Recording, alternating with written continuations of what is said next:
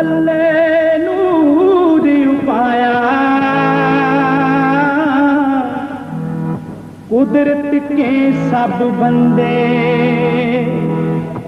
एक नूर ते सब जग उपजिया कौन भले को मंदे कौन भले को मंदे कौन भले को मंदे खेत जुमा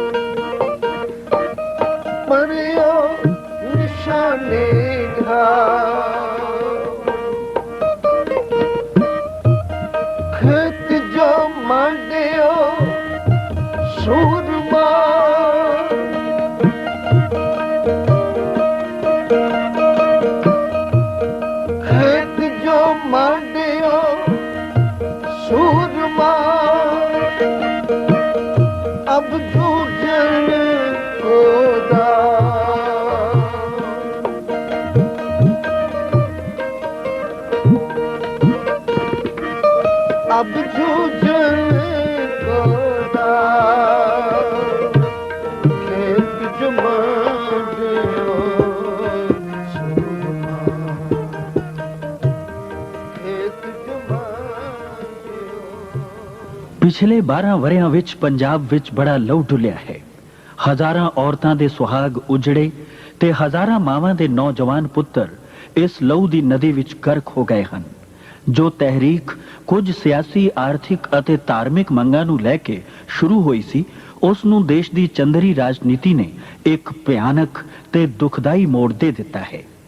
दरबार साहब उपर होए ब्लू स्टार ऑपरेशन तो पहला ते उस पिछों वापरियां घटनावां ने पंजाब ते पंजाब तो बाहर वसदे सिखां दी मानसिकता नूं बुरी तरह नाल लहू लुहान कीता है। पंजाब दा पोटा पोटा लहू दियां छिट्टां नाल रंगिया पिया है।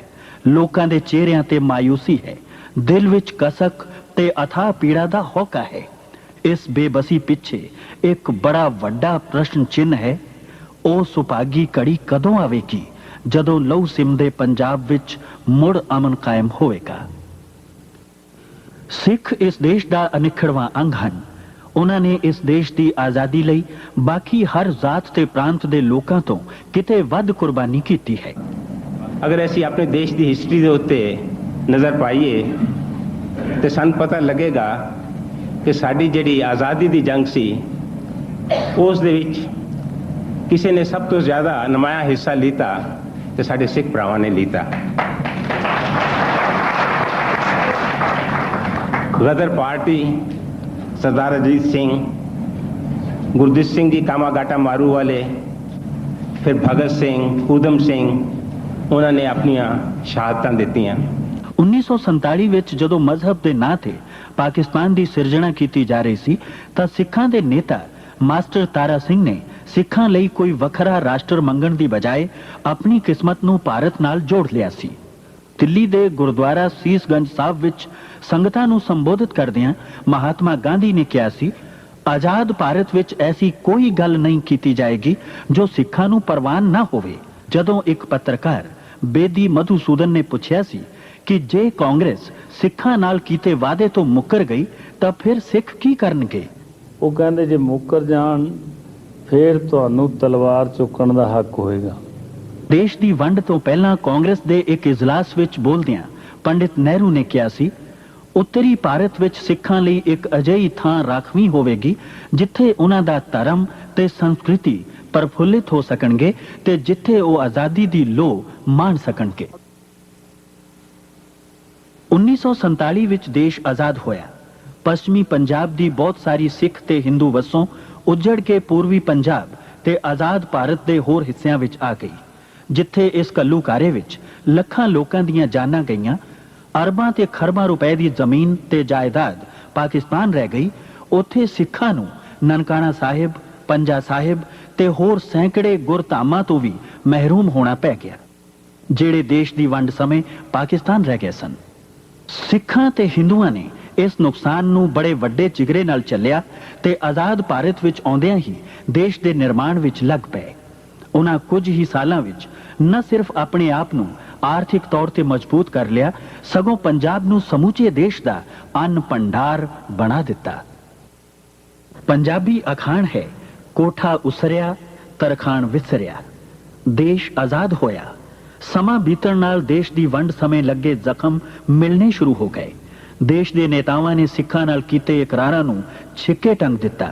ਪੰਜਾਬ ਦੀ ਪ੍ਰਮੁੱਖ ਸਿਆਸੀ ਪਾਰਟੀ ਅਕਾਲੀ ਦਲ ਵੱਲੋਂ ਉਠਾਈ ਗਈ ਹਰ ਮੰਗ ਨੂੰ ਫਿਰਕੂ ਰੰਗ ਦੇ ਕੇ ਸਿੱਖ ਮੰਗ ਕਹਿ ਕੇ ਨਜ਼ਰਅੰਦਾਜ਼ ਕਰਨਾ ਸ਼ੁਰੂ ਕਰ ਦਿੱਤਾ। ਪ੍ਰਾਂਤ ਦੀ ਹਿੰਦੂ ਜਨਤਾ ਨੇ ਵੀ ਪੰਜਾਬ ਦੀਆਂ ਸਾਂਝੀਆਂ ਸਮੱਸਿਆਵਾਂ ਵਿੱਚ ਪੰਜਾਬ ਦੇ ਅਕਾਲੀਆਂ ਦਾ ਸਾਥ ਦੇਣ ਦੀ ਬਜਾਏ ਕੇਂਦਰ ਦੀ ਕਾਂਗਰਸ ਸਰਕਾਰ ਵੱਲ ਤੱਕਣਾ ਸ਼ੁਰੂ ਕਰ ਦਿੱਤਾ।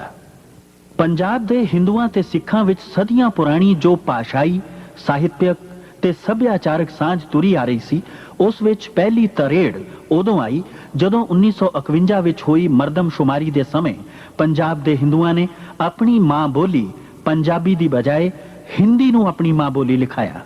ਔਰ ਸਭ ਤੋਂ ਵੱਡਾ ਇਸ ਗੱਲ ਦਾ ਦੁੱਖ ਹੋਇਆ ਕਿ ਪੰਜਾਬ ਵਿੱਚ ਰਹਿਣ ਵਾਲੇ ਕੁਝ ਸਾਡੇ ਭਰਾ ਜਿਹੜੇ ਪੰਜਾਬੀ ਬੋਲੀ ਬੋਲਦੇ ਸੀ, ਉਹਨਾਂ ਨੇ ਕਿਹਾ ਨਹੀਂ ਸਾਡੀ ਪੰਜਾਬੀ ਬੋਲੀ ਨਹੀਂ ਹੈ। ਜੇ ਅੱਜ ਮੈਂ ਕਹਾਂ ਕਿ ਅਸਲੀ ਸੈਪਰੇਟਿਸਟ ਉਹ ਲੋਕ ਹਨ ਜਿਨ੍ਹਾਂ ਨੇ ਪੰਜਾਬੀ ਨੂੰ ਆਪਣੀ ਬੋਲੀ ਨਹੀਂ ਮੰਨਿਆ ਪੰਜਾਬ ਦੇ ਵਿੱਚ, ਉਹ ਮੈਂ ਕੋਈ ਗਲਤ ਗੱਲ ਨਹੀਂ ਕਹਿ ਰਿਹਾ। They are the real separatist. This is wear the real crisis started. ਜਿਸ ਦੇ ਸਿੱਟੇ ਵਜੋਂ ਆਉਣ ਵਾਲੇ ਸਮੇਂ ਵਿੱਚ ਅਨੇਕ ਦੁਖਦਾਈ ਘਟਨਾਵਾਂ ਦਾ ਕ੍ਰਮ ਸ਼ੁਰੂ ਹੋਇਆ। ਇਸ ਦਾ ਸਿਖਰ ਜੂਨ 1984 ਵਿੱਚ ਹੋਇਆ। ਦਰਬਾਰ ਸਾਹਿਬ ਉੱਪਰ ਹਮਲਾ, ਇੰਦਰਾ ਗਾਂਧੀ ਦਾ ਕਤਲ ਤੇ ਨਵੰਬਰ 1984 ਵਿੱਚ ਸਾਰੇ ਦੇਸ਼ 'ਚ ਹੋਏ ਸਿੱਖ ਵਿਰੋਧੀ ਦੰਗੇ ਸਨ।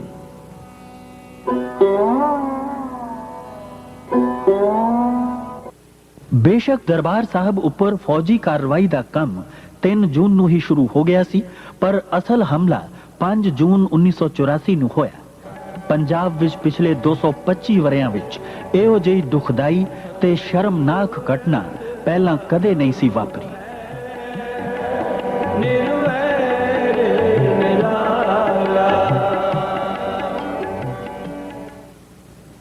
हम आपको स्वर्ण मंदिर के उन स्थानों पर ले चलें जहां वास्तव में ये घटनाएं घटी और जिनका ब्यौरा आपको दिया जा रहा है।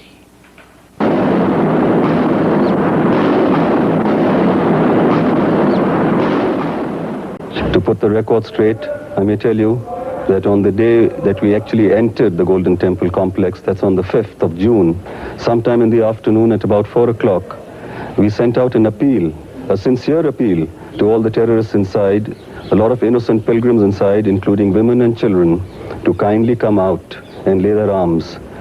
We did not want to use force against them at all. फौज गई, फर्ज उन्हां दा बनदा सी नोटिस दिंदे, बिल्कुल 1 मिनट का भी नोटिस नहीं दिता गया। ਠੀਕ ਹੈ ਲਿਖਤੀ ਰੂਪ ਵਿੱਚ ਉਹਨਾਂ ਦੇ ਕੋਲ ਹੋਣਾ ਹੈ, ਲੇਕਿਨ ਉੱਥੇ ਅੰਦਰ ਉਦੋਂ ਪਤਾ ਲੱਗਿਆ ਜਦੋਂ 4 ਤਰੀਕ ਨੂੰ 4:45 ਵਜੇ ਪਹਿਲਾ ਤੋਪ ਦਾ ਗੋਲਾ ਅਕਾਲ ਤਖਤ ਤੇ ਆ ਕੇ ਡਿੱਗਿਆ। At about 10:30 at night, on the 5th of June, the battle started raging. Right at the entrance to the Golden Temple, the entire fortress was fortified. They had bunkers, emplacements, shelters on rooftops. They had converted all the windows into emplacements. They had converted doors into emplacements. They had underground tunnels from where they would appear. They would move from room to room. In fact, they had even converted manholes in some of the verandas as firing positions. ਇਹ ਜਿਹੜਾ ਮੈਨਹੋਲ ਤੁਸੀਂ ਦੇਖ ਰਹੇ ਹੋ, ਇਸ ਦੇ ਵਿੱਚ ਇੱਕ ਆਦਮੀ ਬੈਠਾ ਹੋਇਆ ਸੀ ਤੇ ਉਹ ਆਪਣੇ ਹੱਥਾਂ ਦੇ ਨਾਲ ਇਸ ਇਲਾਕੇ ਦੇ ਵਿੱਚ ਗ੍ਰੇਨੇਡ ਸੁੱਟੀ ਜਾ ਰਿਹਾ ਸੀ। They used to appear through these manholes, lob grenades, shoot at us with Sten guns and other automatics, then disappear into the manhole which connected them into a room. It was difficult to flush them out at night. ਜਦੋਂ ਅਸੀਂ ਅੰਦਰ ਆਏ ਤਾਂ ਅਸੀਂ ਸੀੜੀਆਂ ਤੋਂ ਥੱਲੇ ਉਤਰਨਾ ਸਾਰ ਸਾਨੂੰ ਚਾਰੇ ਪਾਸੋਂ ਖੂਬ ਫਾਇਰ ਆਇਆ। ਇਹ ਫਾਇਰ ਸਾਨੂੰ ਪਤਾ ਨਹੀਂ ਲੱਗਾ ਕਿ ਕਿਹੜੀ ਜਗ੍ਹਾ ਤੋਂ ਆ ਰਿਹਾ ਹੈ, ਕਿਉਂਕਿ ਫਾਇਰ ਬਾਅਦ ਵਿੱਚ ਅਸੀਂ ਦੇਖਿਆ ਜਿਸਲੇ ਫਾਇਰ ਆਇਆ ਤੇ ਦੇਖਿਆ ਕਿ ਫਾਇਰ ਬੇਸਮੈਂਟ ਚੋਂ ਤੇ ਛੋਟੇ ਛੋਟੇ ਲੂਪ ਹੋਲ ਦੇ ਵਿੱਚੋਂ ਜਿਹੜੇ ਕਿ ਉਹਨਾਂ ਨੇ ਖਿੜਕੀਆਂ ਦਰਵਾਜ਼ਿਆਂ ਤੇ ਦੁਆਰਾਂ ਵਿੱਚ ਬਣਾਏ ਹੋਏ ਸੀ, ਕਿਧਰੋਂ ਗ੍ਰੇਨੇਡ ਫਾਇਰ ਤੇ ਕਿਧਰੋਂ LMG ਦਾ ਫਾਇਰ ਆਇਆ ਤੇ ਇੱਥੇ ਸਾਡੀਆਂ ਬਹੁਤ ਕੈਜੁਅਲਟੀਆਂ ਹੋਈਆਂ। ਲਗਭਗ 5-6 ਜਵਾਨ ਇਹਨਾਂ ਖਿੜਕੀਆਂ ਸੀੜੀਆਂ ਦੇ ਵਿੱਚ ਡਿੱਗ ਪਏ।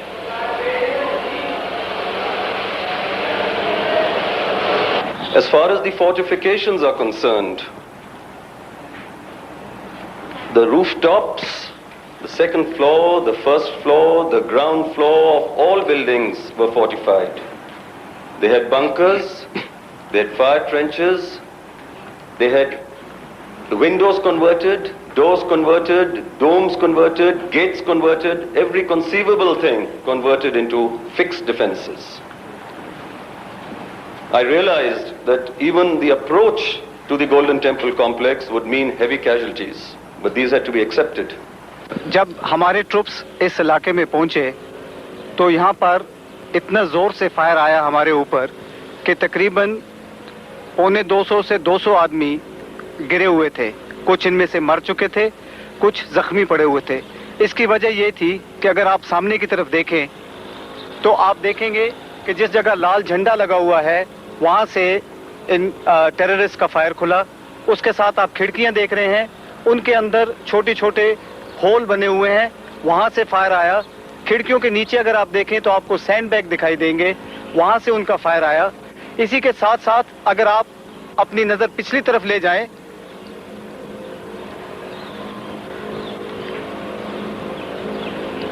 आप अपनी नजर पिछली तरफ ले जाएं तो आपको छत के ऊपर बंकर बने हुए दिखाई देंगे। इन बंकरों से पीछे की तरफ से फायर हमारे ऊपर खुला। अगर आप और भी दाहिने तरफ देखें अपने तो देखेंगे कि सरोवर के परली पार लंगर की बिल्डिंग के ऊपर और उसके दोनों तरफ जो मिनरेट हैं उनके ऊपर से और उसके ऊपर भी जो दीवार है और वाटर टैंक के ऊपर से बहुत ही भारी फायर हमारे ट्रूप्स के ऊपर खुला। इन सब की वजह से यहाँ पर हमारे ट्रूप्स की बहुत ही ज्यादा कैजुअलिटीज हुई। इस वक्त तुसी घंटा घर दे सज्जे पासे टॉप फ्लोर ते खड़े हुए हो ते जे तुसी अपने सज्जे पासे नजर दौड़ाओ ते तुहानू लाल ते सफेद झंडियां दी एक लाइन नजर आएगी। ये लाल ते सफेद झंडे उन्हां दी लाइट मशीन गन अते राइफल दे पोजीशनां नू जाहिर करदे हन। घंटा घर तो जलियांवाला बाग नू जाण वाली सड़क इस तरीके नाल कवर की हुई सी कि उस दा चप्पा चप्पा फायर दे नाल कवर हो रहा सी। कोई भी आदमी बिना इफेक्टिव फायर दे हेठां आए बगैर सड़क नू पार नहीं सी कर सकता। सानू बहुत मुश्किल पई अंदर एंटर करने वास्ते भी।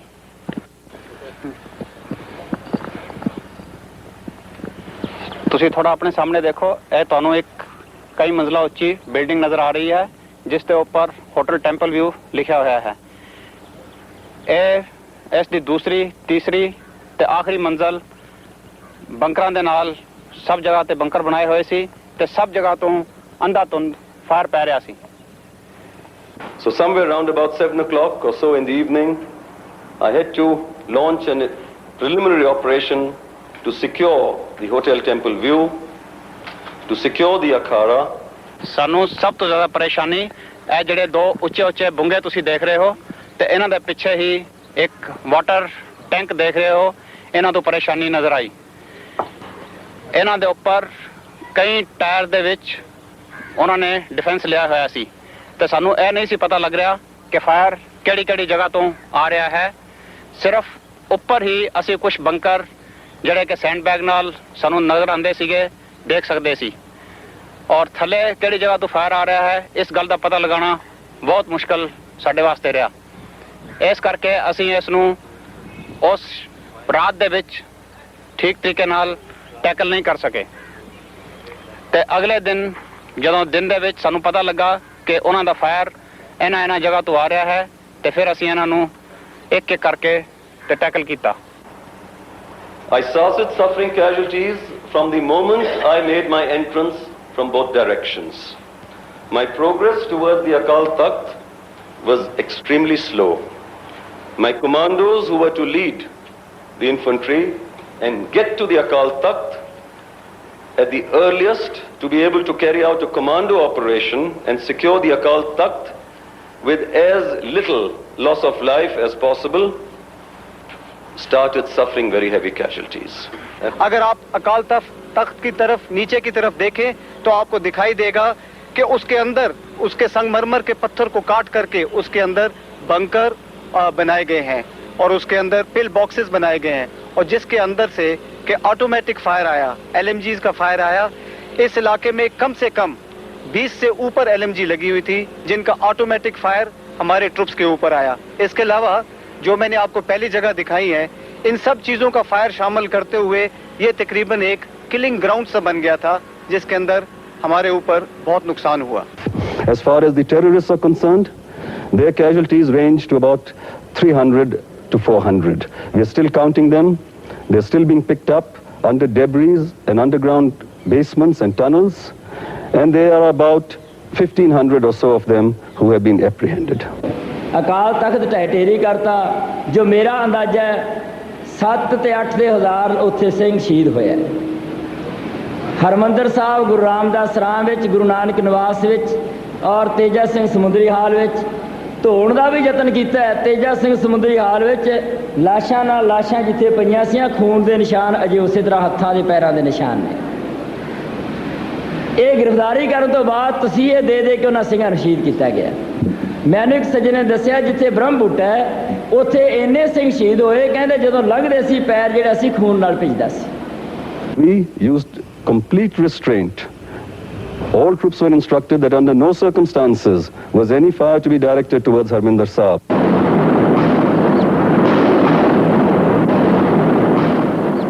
As soon as the 6th morning appeared and we felt that we had got most of the terrorists, we started our work. We got the Granthis out from the Golden Temple. We ensured that they were protected. We cleaned the place up. There had been weapons in this complex which have been thrown into the pond and hidden. We, however, ensured that Darbar Sahib started functioning immediately. We made sure that Qurbani Sahib was recited at the earliest. मेरा सिर्फ एक सवाल है, अपने नाल नहीं ਤੁਹਾਡੇ ਨਾਲ ਵੀ ਹੈ ਅਤੇ ਵਕਤ ਦੀ ਹਕੂਮਤ ਨਾਲ ਵੀ ਹੈ।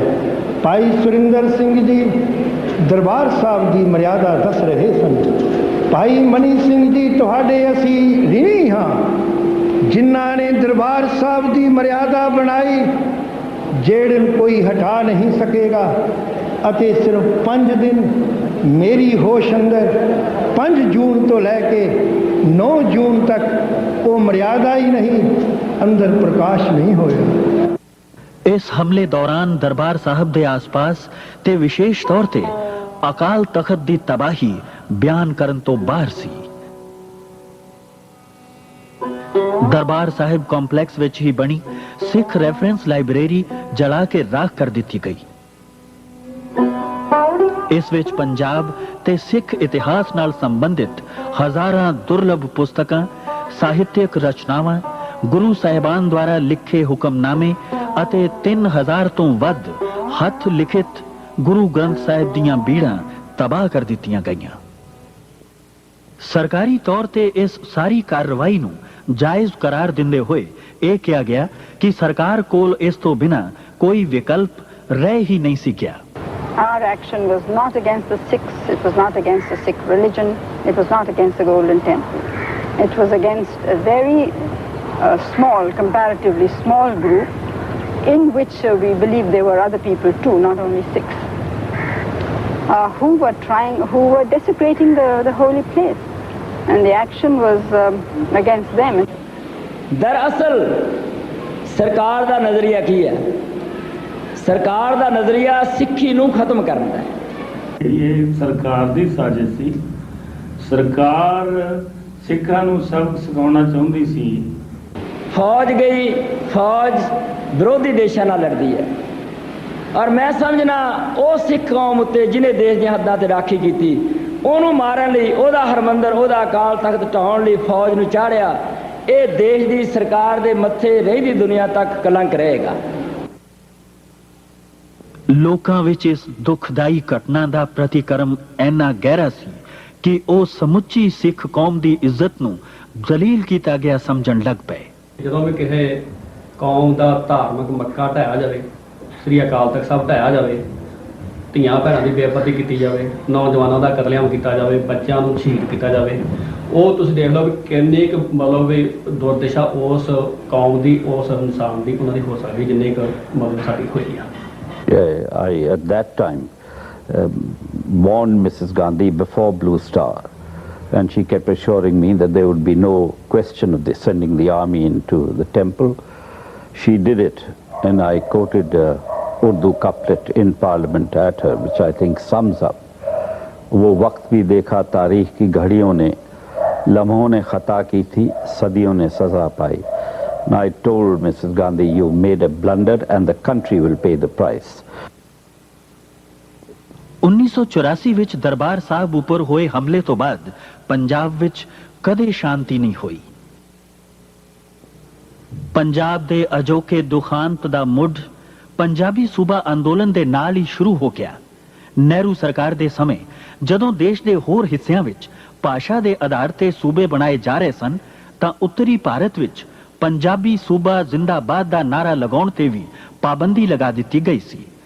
ਜਿਹੜੀ ਕਾਂਗਰਸ ਦਾ ਆਪਣਾ ਜੋ ਸਿਧਾਂਤ ਸੀ ਲਿੰਗੁਇਸਟਿਕ ਸਟੇਟਸ ਬਣਾਉਣ ਦਾ ਆਜ਼ਾਦੀ ਤੋਂ ਬਾਅਦ, ਉਹਨੇ ਭਾਸ਼ਾਈ ਸੂਬੇ ਬਾਕੀ ਤਾਂ ਸਾਰੇ ਹਿੰਦੁਸਤਾਨ ਵਿੱਚ ਬਣਾਉਣੇ ਪ੍ਰਵਾਨ ਕਰ ਲਏ ਜਾਂ ਕਮਿਸ਼ਨ ਬਿਠਾਤਾ, ਲੇਕਿਨ ਉਸ ਕਮਿਸ਼ਨ ਨੂੰ ਪਾਬੰਦ ਕਰ ਦਿੱਤਾ ਵੀ ਉੱਤਰੀ ਭਾਰਤ ਵਿੱਚ ਕੋਈ ਨਹੀਂ ਕਰਨਾ, ਕੋਈ ਸਿਫਾਰਿਸ਼ ਨਹੀਂ ਹੋਏਗੀ, ਕੋਈ ਭਾਸ਼ਾਈ ਪ੍ਰਾਂਤ ਨਹੀਂ ਬਣੇਗਾ।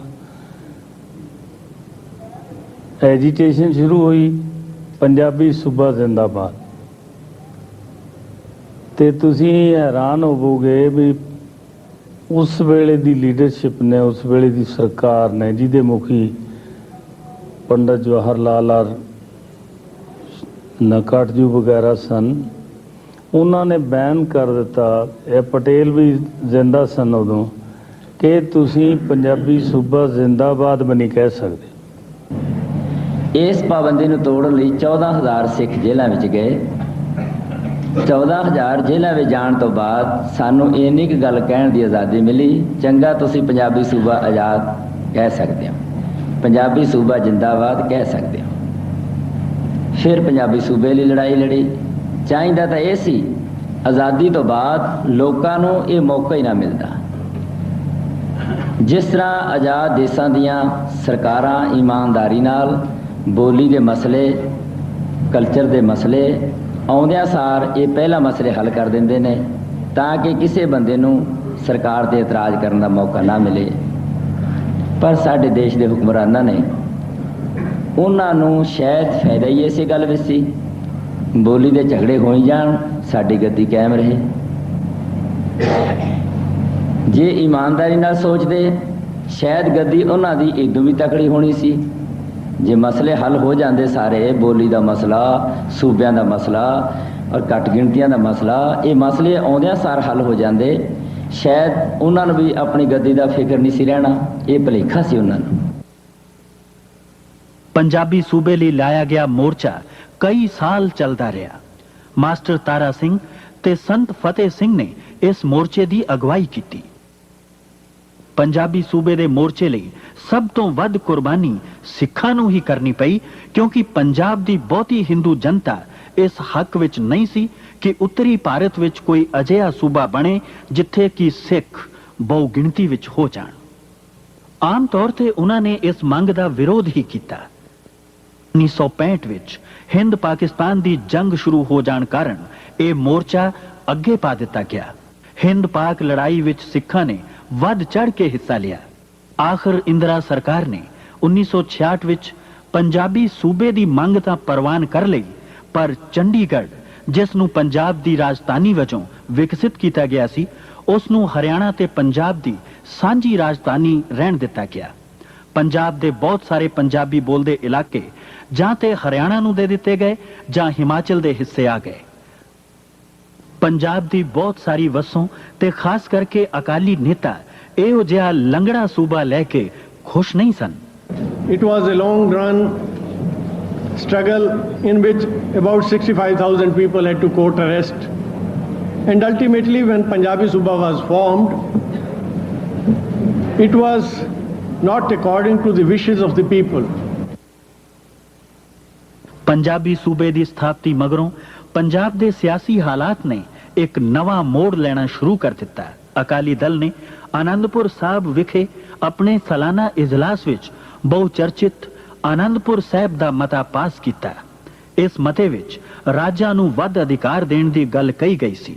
ਪੰਜਾਬ ਵਿੱਚ ਪੜ੍ਹੇ ਲਿਖੇ ਯੁਵਕਾਂ ਵਿੱਚ ਵੱਧ ਰਹੀ ਬੇਰੋਜ਼ਗਾਰੀ ਨੂੰ ਧਿਆਨ ਵਿੱਚ ਰੱਖਦੇ ਹੋਏ ਰੋਜ਼ਗਾਰ ਦੇ ਨਵੇਂ ਵਸੀਲੇ ਲੱਭਣ ਅਤੇ ਪੰਜਾਬ ਵਿੱਚ ਵੱਡੇ ਵੱਡੇ ਉਦਯੋਗ ਸਥਾਪਿਤ ਕਰਨ ਦੀ ਮੰਗ ਸੀ।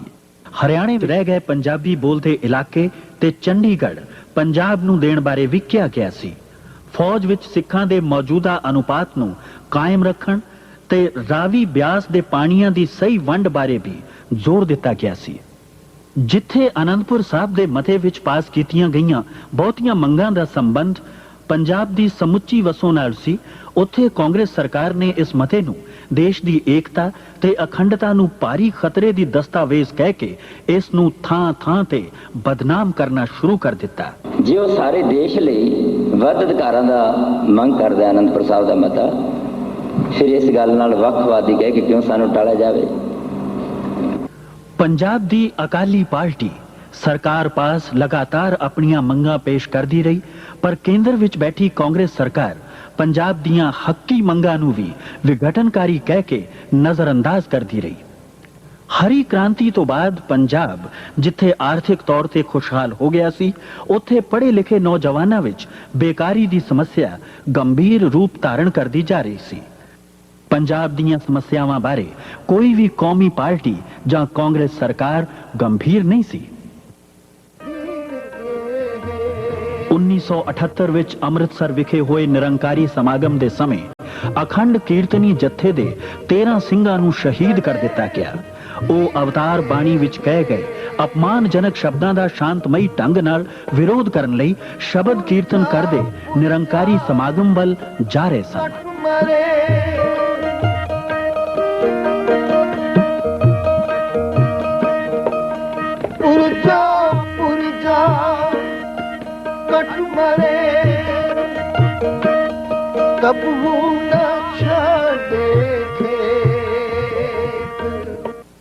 ਉਸੇ ਸਾਲ ਦਿੱਲੀ ਵਿੱਚ ਨਿਰੰਕਾਰੀ ਬਾਬੇ ਗੁਰਬਚਨ ਸਿੰਘ ਦਾ ਕਤਲ ਹੋ ਗਿਆ। ਕੁਝ ਚਿਰ ਮਗਰੋਂ ਹਿੰਦ ਸਮਾਚਾਰ ਸਮੂਹ ਦੇ ਪ੍ਰਮੁੱਖ ਪੱਤਰਕਾਰ ਲਾਲਾ ਜਗਤ ਨਾਰਾਇਣ ਨੂੰ ਕਿਸੇ ਨੇ ਗੋਲੀ ਮਾਰ ਦਿੱਤੀ। ਲਾਲਾ ਜਗਤ ਨਾਰਾਇਣ ਦੇ ਕਤਲ ਦੇ ਸੰਬੰਧ ਵਿੱਚ ਪਹਿਲਾਂ ਸੰਤ ਭਿੰਡਰਾਂਵਾਲੇ ਨੂੰ ਗ੍ਰਿਫਤਾਰ ਕੀਤਾ ਗਿਆ ਤੇ ਫਿਰ ਅਕਾਲੀ ਦਲ ਦੇ ਜ਼ੋਰ ਦੇਣ ਤੇ ਉਹਨਾਂ ਨੂੰ ਛੱਡ ਦਿੱਤਾ ਗਿਆ। ਇੱਕ ਪਾਸੇ ਪੰਜਾਬ ਕਾਂਗਰਸ ਅਤੇ ਗਿਆਨੀ ਜ਼ੈਲ ਸਿੰਘ ਦਰਬਾਰਾ ਸਿੰਘ ਵਿੱਚ ਪਈ ਆਪਸੀ ਫੁੱਟ ਹਾਲਾਤ ਨੂੰ ਖਰਾਬ ਕਰ ਰਹੀ ਸੀ ਤੇ ਦੂਜੇ ਪਾਸੇ ਅਕਾਲੀ ਦਲ ਦੇ ਮੁਕਾਬਲੇ ਤੇ ਪੰਜਾਬ ਵਿੱਚ ਇੱਕ ਨਵੀਂ ਸ਼ਕਤੀ ਉੱਭਰ ਕੇ ਸਾਹਮਣੇ ਆ ਰਹੀ ਸੀ, ਜਿਸ ਨੇ ਆਪਣੇ ਨਿਰਪੈ ਸਰੂਪ ਤੇ ਪ੍ਰਭਾਵਸ਼ਾਲੀ ਪ੍ਰਚਾਰ ਸਦਕਾ ਪੰਜਾਬ ਦੇ ਨੌਜਵਾਨਾਂ ਨੂੰ ਇੱਕ ਨਵੇਂ ਸੱਚੇ ਵਿੱਚ ਢਾਲਣਾ ਸ਼ੁਰੂ ਕਰ ਦਿੱਤਾ ਸੀ।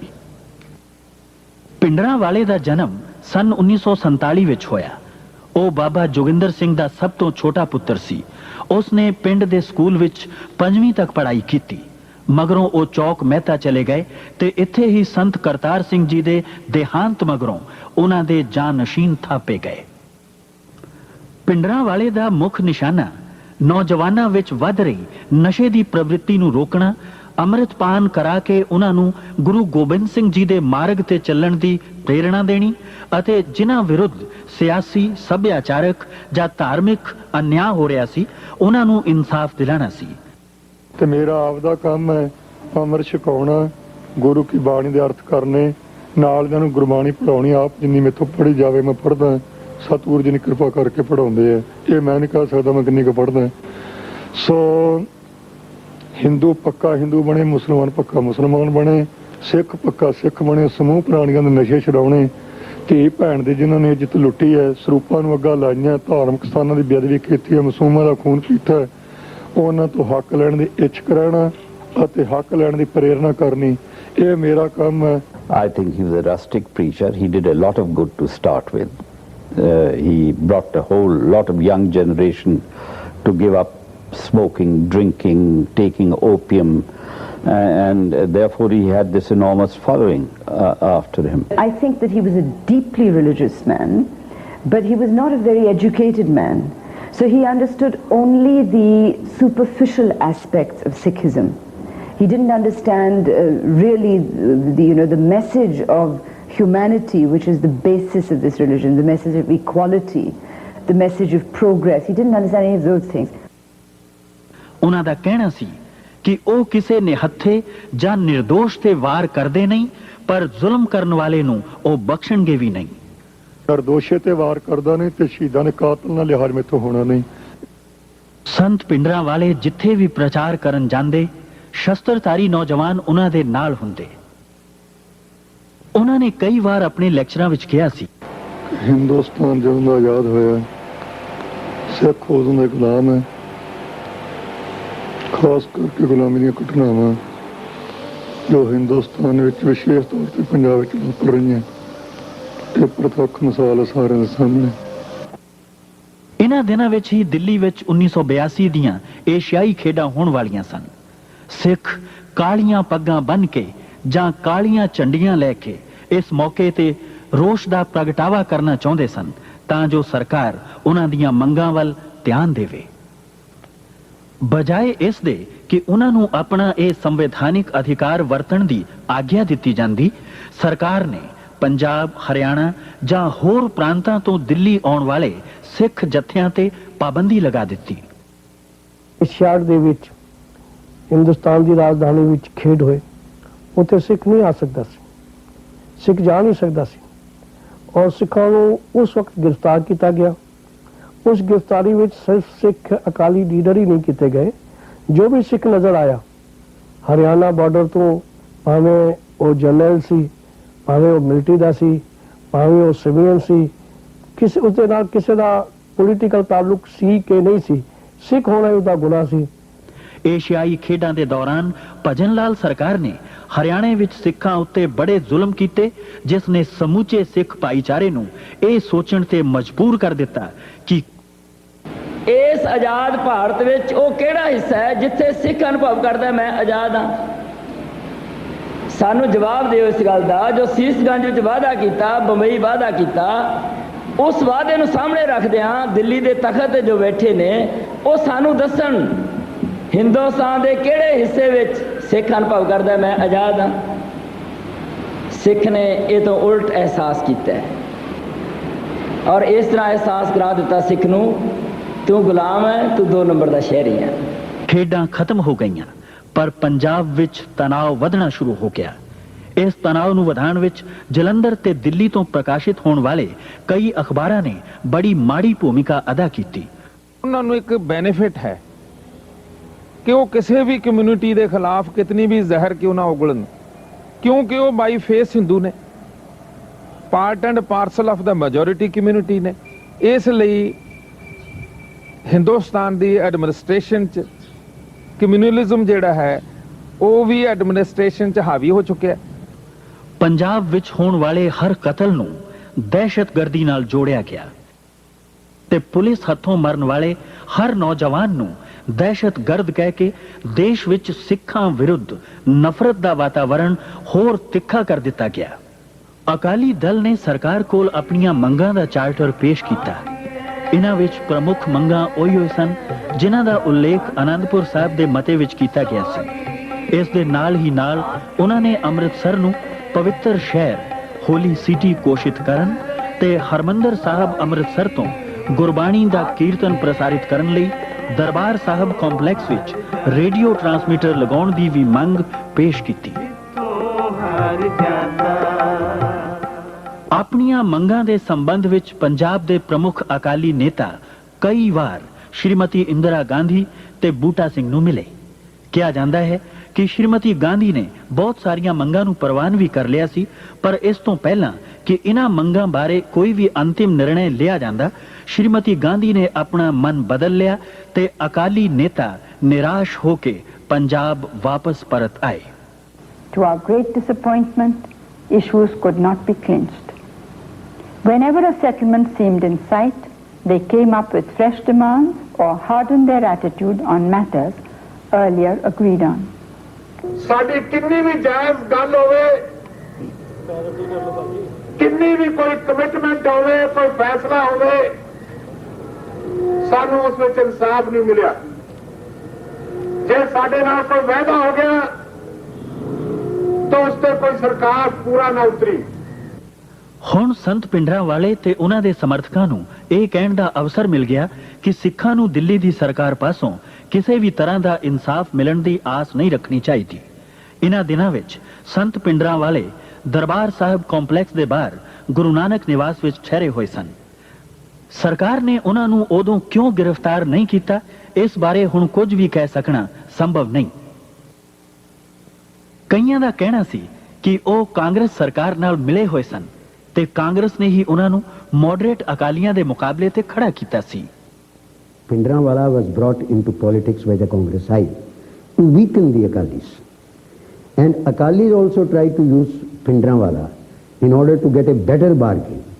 So both Congress side and then the Akalis were trying to play Pindranwala card with an eye on their short-term political gains. You see, actually the Congress started the game, but the Akalis thought that by propping up Pindranwala, they will be able to overawe the Congress and get their demands fulfilled. They had launched a Dharm Yudh Morcha with 45 demands and all that, which they at one stage reduced to 15. While the Congress thought that by putting up Pindranwala against the Akalis, they are making Akalis irrelevant. मैं ਤੁਹਾਡੇ ਨਾਲ ਬੰਨਾ ਕਿ ਇੱਕ ਵਕਤ ਐਸਾ ਸੀਗਾ ਜਦੋਂ ਭਿੰਡਰਾਂਵਾਲੇ ਨੂੰ ਕਾਂਗਰਸ ਨੇ ਸਪੋਰਟ ਦਿੱਤੀ ਸੀ, ਲੇਕਿਨ ਉਹ ਬੜੇ ਇਨੀਸ਼ੀਅਲ ਸਟੇਜ ਤੇ ਕੋਈ ਨਵੀਂ ਪਾਰਟੀ ਪੈਦਾ ਕੀਤੀ। ਪਾਰਟੀ ਹਰ ਕੋਈ ਪੈਦਾ ਕਰਦਾ ਔਰ ਇਹ ਪੋਲੀਟਿਕਸ ਹੁੰਦੀ ਹੁੰਦਾ ਹੈ, ਲੇਕਿਨ ਜਿਹੜੀ ਉਹਨੂੰ ਤਾਕਤ ਦਿੱਤੀ ਐਜ਼ ਐਕਸਟ੍ਰੀਮਿਸਟ, ਐਜ਼ ਮਿਲੀਟੈਂਟ, ਉਹ ਅਕਾਲੀਆਂ ਨੇ ਆਪ ਦਿੱਤੀ। ਕਿ ਮੇਰੀਆਂ ਬੱਸਾਂ ਸੜਨ ਮੈਂ ਤਾਂ ਵੀ ਕਾਂਗਰਸੀ, ਲਾਇਸੈਂਸ ਮੇਰੇ ਕੈਂਸਲ ਹੋਣ ਮੈਂ ਤਾਂ ਵੀ ਕਾਂਗਰਸੀ, ਨਾਲ ਦੇ ਸਿੰਘ ਸ਼ਹੀਦ ਹੋ ਜਾਣ ਮੈਂ ਤਾਂ ਵੀ ਕਾਂਗਰਸੀ, ਤੇ ਜੇ ਸਿੰਘਾਂ ਤੇ ਕੁੱਟ ਪਵੇ ਮੈਂ ਤਾਂ ਵੀ ਕਾਂਗਰਸੀ, ਜੇ ਸਿੰਘਾਂ ਦਾ ਇਤਨਾ ਨੁਕਸਾਨ ਹੋਵੇ, ਵਿਦਿਆਰਥੀ ਮੇਰੇ ਨਾਲ ਦੇ ਪੁੱਠੇ ਫੜ ਕੇ ਲਟਕਾਏ ਜਾਣ ਮੈਂ ਤਾਂ ਵੀ ਕਾਂਗਰਸੀ, ਇਹਨਾਂ ਦੇ ਲਾਇਸੈਂਸ ਬਣ ਤਾਂ ਵੀ ਅਕਾਲੀ, ਇਹਨਾਂ ਕੋਲ ਕਾਤਲ ਚਾਹ ਪੀਣ ਤਾਂ ਵੀ ਅਕਾਲੀ, ਇਹ ਕਾਤਲਾਂ ਨੂੰ ਜੱਫੀਆਂ ਪਾਉਣ ਤਾਂ ਵੀ ਅਕਾਲੀ, ਇਹ ਸਾਰੇ ਦੇ ਸਾਰੇ ਕਾਂਗਰਸੀਆਂ ਦੇ ਘਰ ਰੋਟੀ ਖਾ ਲੈਣ ਤੇ ਤਾਂ ਵੀ ਅਕਾਲੀ। ਤੇ ਮੈਂ ਅਕਾਲ ਤਖਤ ਸਾਹਿਬ ਤੇ ਬੈਠ ਕੇ ਇੰਟਰਵਿਊ ਦੇ ਰਿਹਾ, ਭਰ ਰਿਹਾ। ਸੋ ਮੈਂ ਪਰ ਇਹ ਨਿਸ਼ਚੇ ਨਾਲ ਕਹਿਣ ਨੂੰ ਤਿਆਰ ਹੈ ਕਿ 8 ਸਾਲਾਂ ਵਿੱਚ, 8ਵਾਂ ਸਾਲ ਮੈਨੂੰ ਹੈ ਦਸਤਾਰਬੰਦੀ ਹੋਈ ਨੂੰ, 8 ਸਾਲਾਂ ਵਿੱਚ ਕਿਸੇ ਕਾਂਗਰਸੀ ਐਮਐਲਏ ਦੇ ਘਰੋਂ, ਕਿਸੇ ਅਕਾਲੀ ਐਮਐਲਏ ਦੇ ਘਰੋਂ, ਕਿਸੇ ਕਾਮਰੇਡ ਐਮਐਲਏ ਦੇ ਘਰੋਂ, ਕਿਸੇ ਸੋਸ਼ਲਿਸਟ ਐਮਐਲਏ ਦੇ ਘਰੋਂ ਦਾਸ ਨੂੰ ਕਿਸੇ ਨੇ ਫਿੱਕੇ ਪਾਣੀ ਦੀ ਵੀ ਘੁੱਟ ਇੱਕ ਪੀਂਦਿਆਂ ਹੋਇਆ ਮੈਨੂੰ ਕਿਸੇ ਨੇ ਵੇਖਿਆ ਜਾਂ ਫੜਿਆ, ਤੇ ਮੈਂ ਆਪਣੇ ਸਿਰ ਵਡਵਾਉਣ ਨੂੰ ਤਿਆਰ ਹਾਂ। ਹਾਂ, ਜਨਤਾ ਦੇ ਘਰੋਂ ਚਾਹੇ ਕੋਈ ਕਾਂਗਰਸੀ ਹੈ ਚਾਹੇ ਅਕਾਲੀ ਹੈ, ਉਹ ਮੈਂ ਲੰਗਰ ਛਕਦਾ, ਕਿਉਂਕਿ ਮੇਰੇ ਕੋਲ ਜਿਹੜਾ ਆਇਆ ਮੈਂ ਉਹਨੂੰ ਅੰਮ੍ਰਿਤ ਛਕਾਉਣਾ ਤੇ ਗੁਰੂ ਦੇ ਲੜ ਲਾਉਣਾ, ਇਹ ਮੇਰਾ ਕੰਮ ਹੈ। ਜਦੋਂ ਪਿੰਡਰਾਂ ਵਾਲੇ ਆਪਣੇ ਅਨੁਆਈਆਂ ਸਹਿਤ ਅਕਾਲ ਤਖਤ ਦੇ ਸਥਾਨ ਤੇ ਚਲੇ ਗਏ ਤਾਂ ਸਰਕਾਰ ਨਾਲ ਹੋਣ ਵਾਲੇ ਕਿਸੇ ਸੰਭਾਵਿਤ ਟਕਰਾਅ ਨੂੰ ਮੁੱਖ ਰੱਖਦੇ ਹੋਏ ਦਰਬਾਰ ਸਾਹਿਬ ਦੇ ਆਸ-ਪਾਸ ਮੋਰਚੇਬੰਦੀ ਕਰਨੀ ਸ਼ੁਰੂ ਕਰ ਦਿੱਤੀ। ਉਹਨਾਂ ਕੋਲ ਇਤਨੀ ਮਾਤਰਾ ਵਿੱਚ ਹਥਿਆਰ ਕਿਵੇਂ ਪਹੁੰਚੇ, ਇਹ ਵੀ ਇੱਕ ਬੜਾ ਵੱਡਾ ਪ੍ਰਸ਼ਨ ਹੈ। You know, you may not believe this, but till the end of December 83, there were hardly any arms in the temple. Hardly any. Then they started to get arms in, but as the government in Delhi, in fact you should interview some of those people, knows fully well that there were these car saver trucks going in, one of which was stopped in January 84. It was filled with weapons. And the police stopped it and rang Delhi. And Delhi said, let it go in. Now, who allowed that truck to go in? So the arming, I personally think, was part of the game. You know, that they actually wanted this kind of, you know, great Asian games of the Golden Temple to win them the next election. You know, so they allowed that to happen. Punjab ਵਿੱਚ ਵਧੇ ਹੋਏ ਤਣਾਅ ਤੇ Darbar Sahib complex ਵਿੱਚ ਹੋ ਰਹੀ ਮੋਰਚੇਬੰਦੀ ਨੂੰ ਅਖਬਾਰਾਂ ਤੇ ਕੇਂਦਰ ਦੀ ਸਰਕਾਰ ਨੇ ਰੱਜ ਕੇ ਉਛਾਲਿਆ। ਸਰਕਾਰੀ ਨਿਯੰਤਰਣ ਥੱਲੇ ਕੰਮ ਕਰਨ ਵਾਲੇ ਮੀਡੀਆ ਤੋਂ ਦਿਨ ਰਾਤ ਪ੍ਰਚਾਰ ਕਰਕੇ ਦੇਸ਼ਵਾਸੀਆਂ ਨੂੰ ਇਸ ਗੱਲ ਦਾ ਅਹਿਸਾਸ ਕਰਵਾ ਦਿੱਤਾ ਗਿਆ ਕਿ ਪਿੰਡਰਾਂ ਵਾਲੇ ਤੇ ਉਸਦੇ ਸਾਥੀਆਂ ਨੂੰ ਅਕਾਲ ਤਖਤ ਚੋਂ ਕੱਢਣ ਲਈ ਫੌਜੀ ਕਾਰਵਾਈ ਤੋਂ ਬਿਨਾਂ ਹੁਣ ਸਰਕਾਰ ਕੋਲ ਹੋਰ ਕੋਈ ਚਾਰਾ ਨਹੀਂ ਰਹਿ ਗਿਆ। On the day of the attack, I commanded a force of mixed groups. There were Hindus, there were Biharis, there were Rajputs, there were Madrasis, there were Garhwalis, there were Kumaunis, there were Sikhs. We were all mixed groups. I'm a Sikh myself. And we had to understand the reasons for which we were going in, as brought out by my predecessors on the mic. This was as a last resort, and we could not help but entering the Golden Temple complex so that the country was not held to ransom any longer. But it is still not clear why Bhindranwale chose to confront the might of the Indian army, which was superior both in weaponry and sheer numbers. The only plausible answer is that Bhindranwale was a religious zealot and thus chose to die an honorable death rather than face the ignominy of surrender. The Sikhs have a martial tradition, and to die in defense of the Golden Temple is the supreme sacrifice to be remembered in the annals of Sikh history. ਸਤਿਗੁਰੂ ਕਿਰਪਾ ਕਰਨ, ਇਹ ਤੁਹਾਡੇ ਕੋਲ ਇੱਕ ਮੰਗ ਮੇਰੀ ਹੈਗੀ ਆ, ਉਹ ਕੇਵਲ ਇੱਕੋ ਇੱਕ ਇਹ ਹੈ ਕਿ ਕਲਗੀਧਰ ਦੇ ਚਰਨਾਂ 'ਚ ਅਰਦਾਸ ਕਰੋ। ਜੋ ਪਿਤਾ ਜੀ ਨੇ ਅਕਾਲ ਪੁਰਖ ਤੋਂ ਮੰਗਿਆ ਉਹੀ ਮੰਗ ਦਾਸਦੀ ਹੈ। ਪਿਤਾ ਦੇ ਹੁਕਮ ਬਚਨਾਂ ਦੁਆਰਾ ਜਬ ਆਪ ਕਿਉ ਨਿਦਾਨ ਬਣੇ ਆਤੀ ਰਣ ਮੈਂ ਤਬ ਜੂਝ ਮਰੋ। ਮੰਜੇ ਤੇ ਪੈ ਕੇ ਸੋਭਾ ਸੱਟ ਤੇ ਪੈ ਕੇ ਜਾਨ ਨਿਕਲਣੀ ਨਹੀਂ ਮੰਗਦਾ। ਸਤਿਗੁਰੂ ਕਿਰਪਾ ਕਰਨ, ਧਰਮ ਵਾਸਤੇ, ਪੰਥ ਵਾਸਤੇ ਤੇ ਸਿੱਖੀ ਸ਼ਾਨ ਵਾਸਤੇ, ਧਾਰਮਿਕ ਸਥਾਨਾਂ ਵਾਸਤੇ ਜ਼ਿੰਦਗੀ ਤੇ ਲੱਗੇ। Bhindranwale had an example on that very day, which was being celebrated as the martyrdom day of Guru Arjan Dev. It is probably this religious outlook that forced his hand, as well as the fact that he had no other way out. So when the battle began, Bhindranwale was prepared. We knew that Blue Star was going to take place or something was going to take place because we'd heard Mrs. Gandhi's broadcast, and we went down to the Golden Temple and we saw it was surrounded by the army. But on the night before Blue Star actually started, a policeman who has sadly since died, a very nice policeman, came into the hotel and said, "You've all got to get into buses and go." So we objected to this, and he said, "You've got to go for your safety." So I argued with him. I said, "Look, if it's for our safety we've got to go, we should go in the daytime because it's dark now and it'll be unsafe." Of course, why I was actually arguing that was because if we went in the daytime, we might hope to see something. So we did go eventually in the daytime, very early in the morning. We heard rather than saw anything because we were kept well away from the Golden Temple. And I suppose the most amazing sight which we did see actually was not in Amritsar, but was the fact that the Grand Trunk Road was absolutely empty. Not a bullock cart moved on it. And Punjab was in complete control of the army that day. Then we came back again, of course, for the first briefing given by General Sundarji, and I was deeply shocked, I must say, because by the damage which had been done to the Golden Temple, in particular to the Akal Takht. And I remember going into the first floor of the Akal Takht and seeing the floor absolutely littered with empty cartridge cases. And I don't think any of us, until we actually got in there, even from the television pictures and things, had realized the extent of the damage done.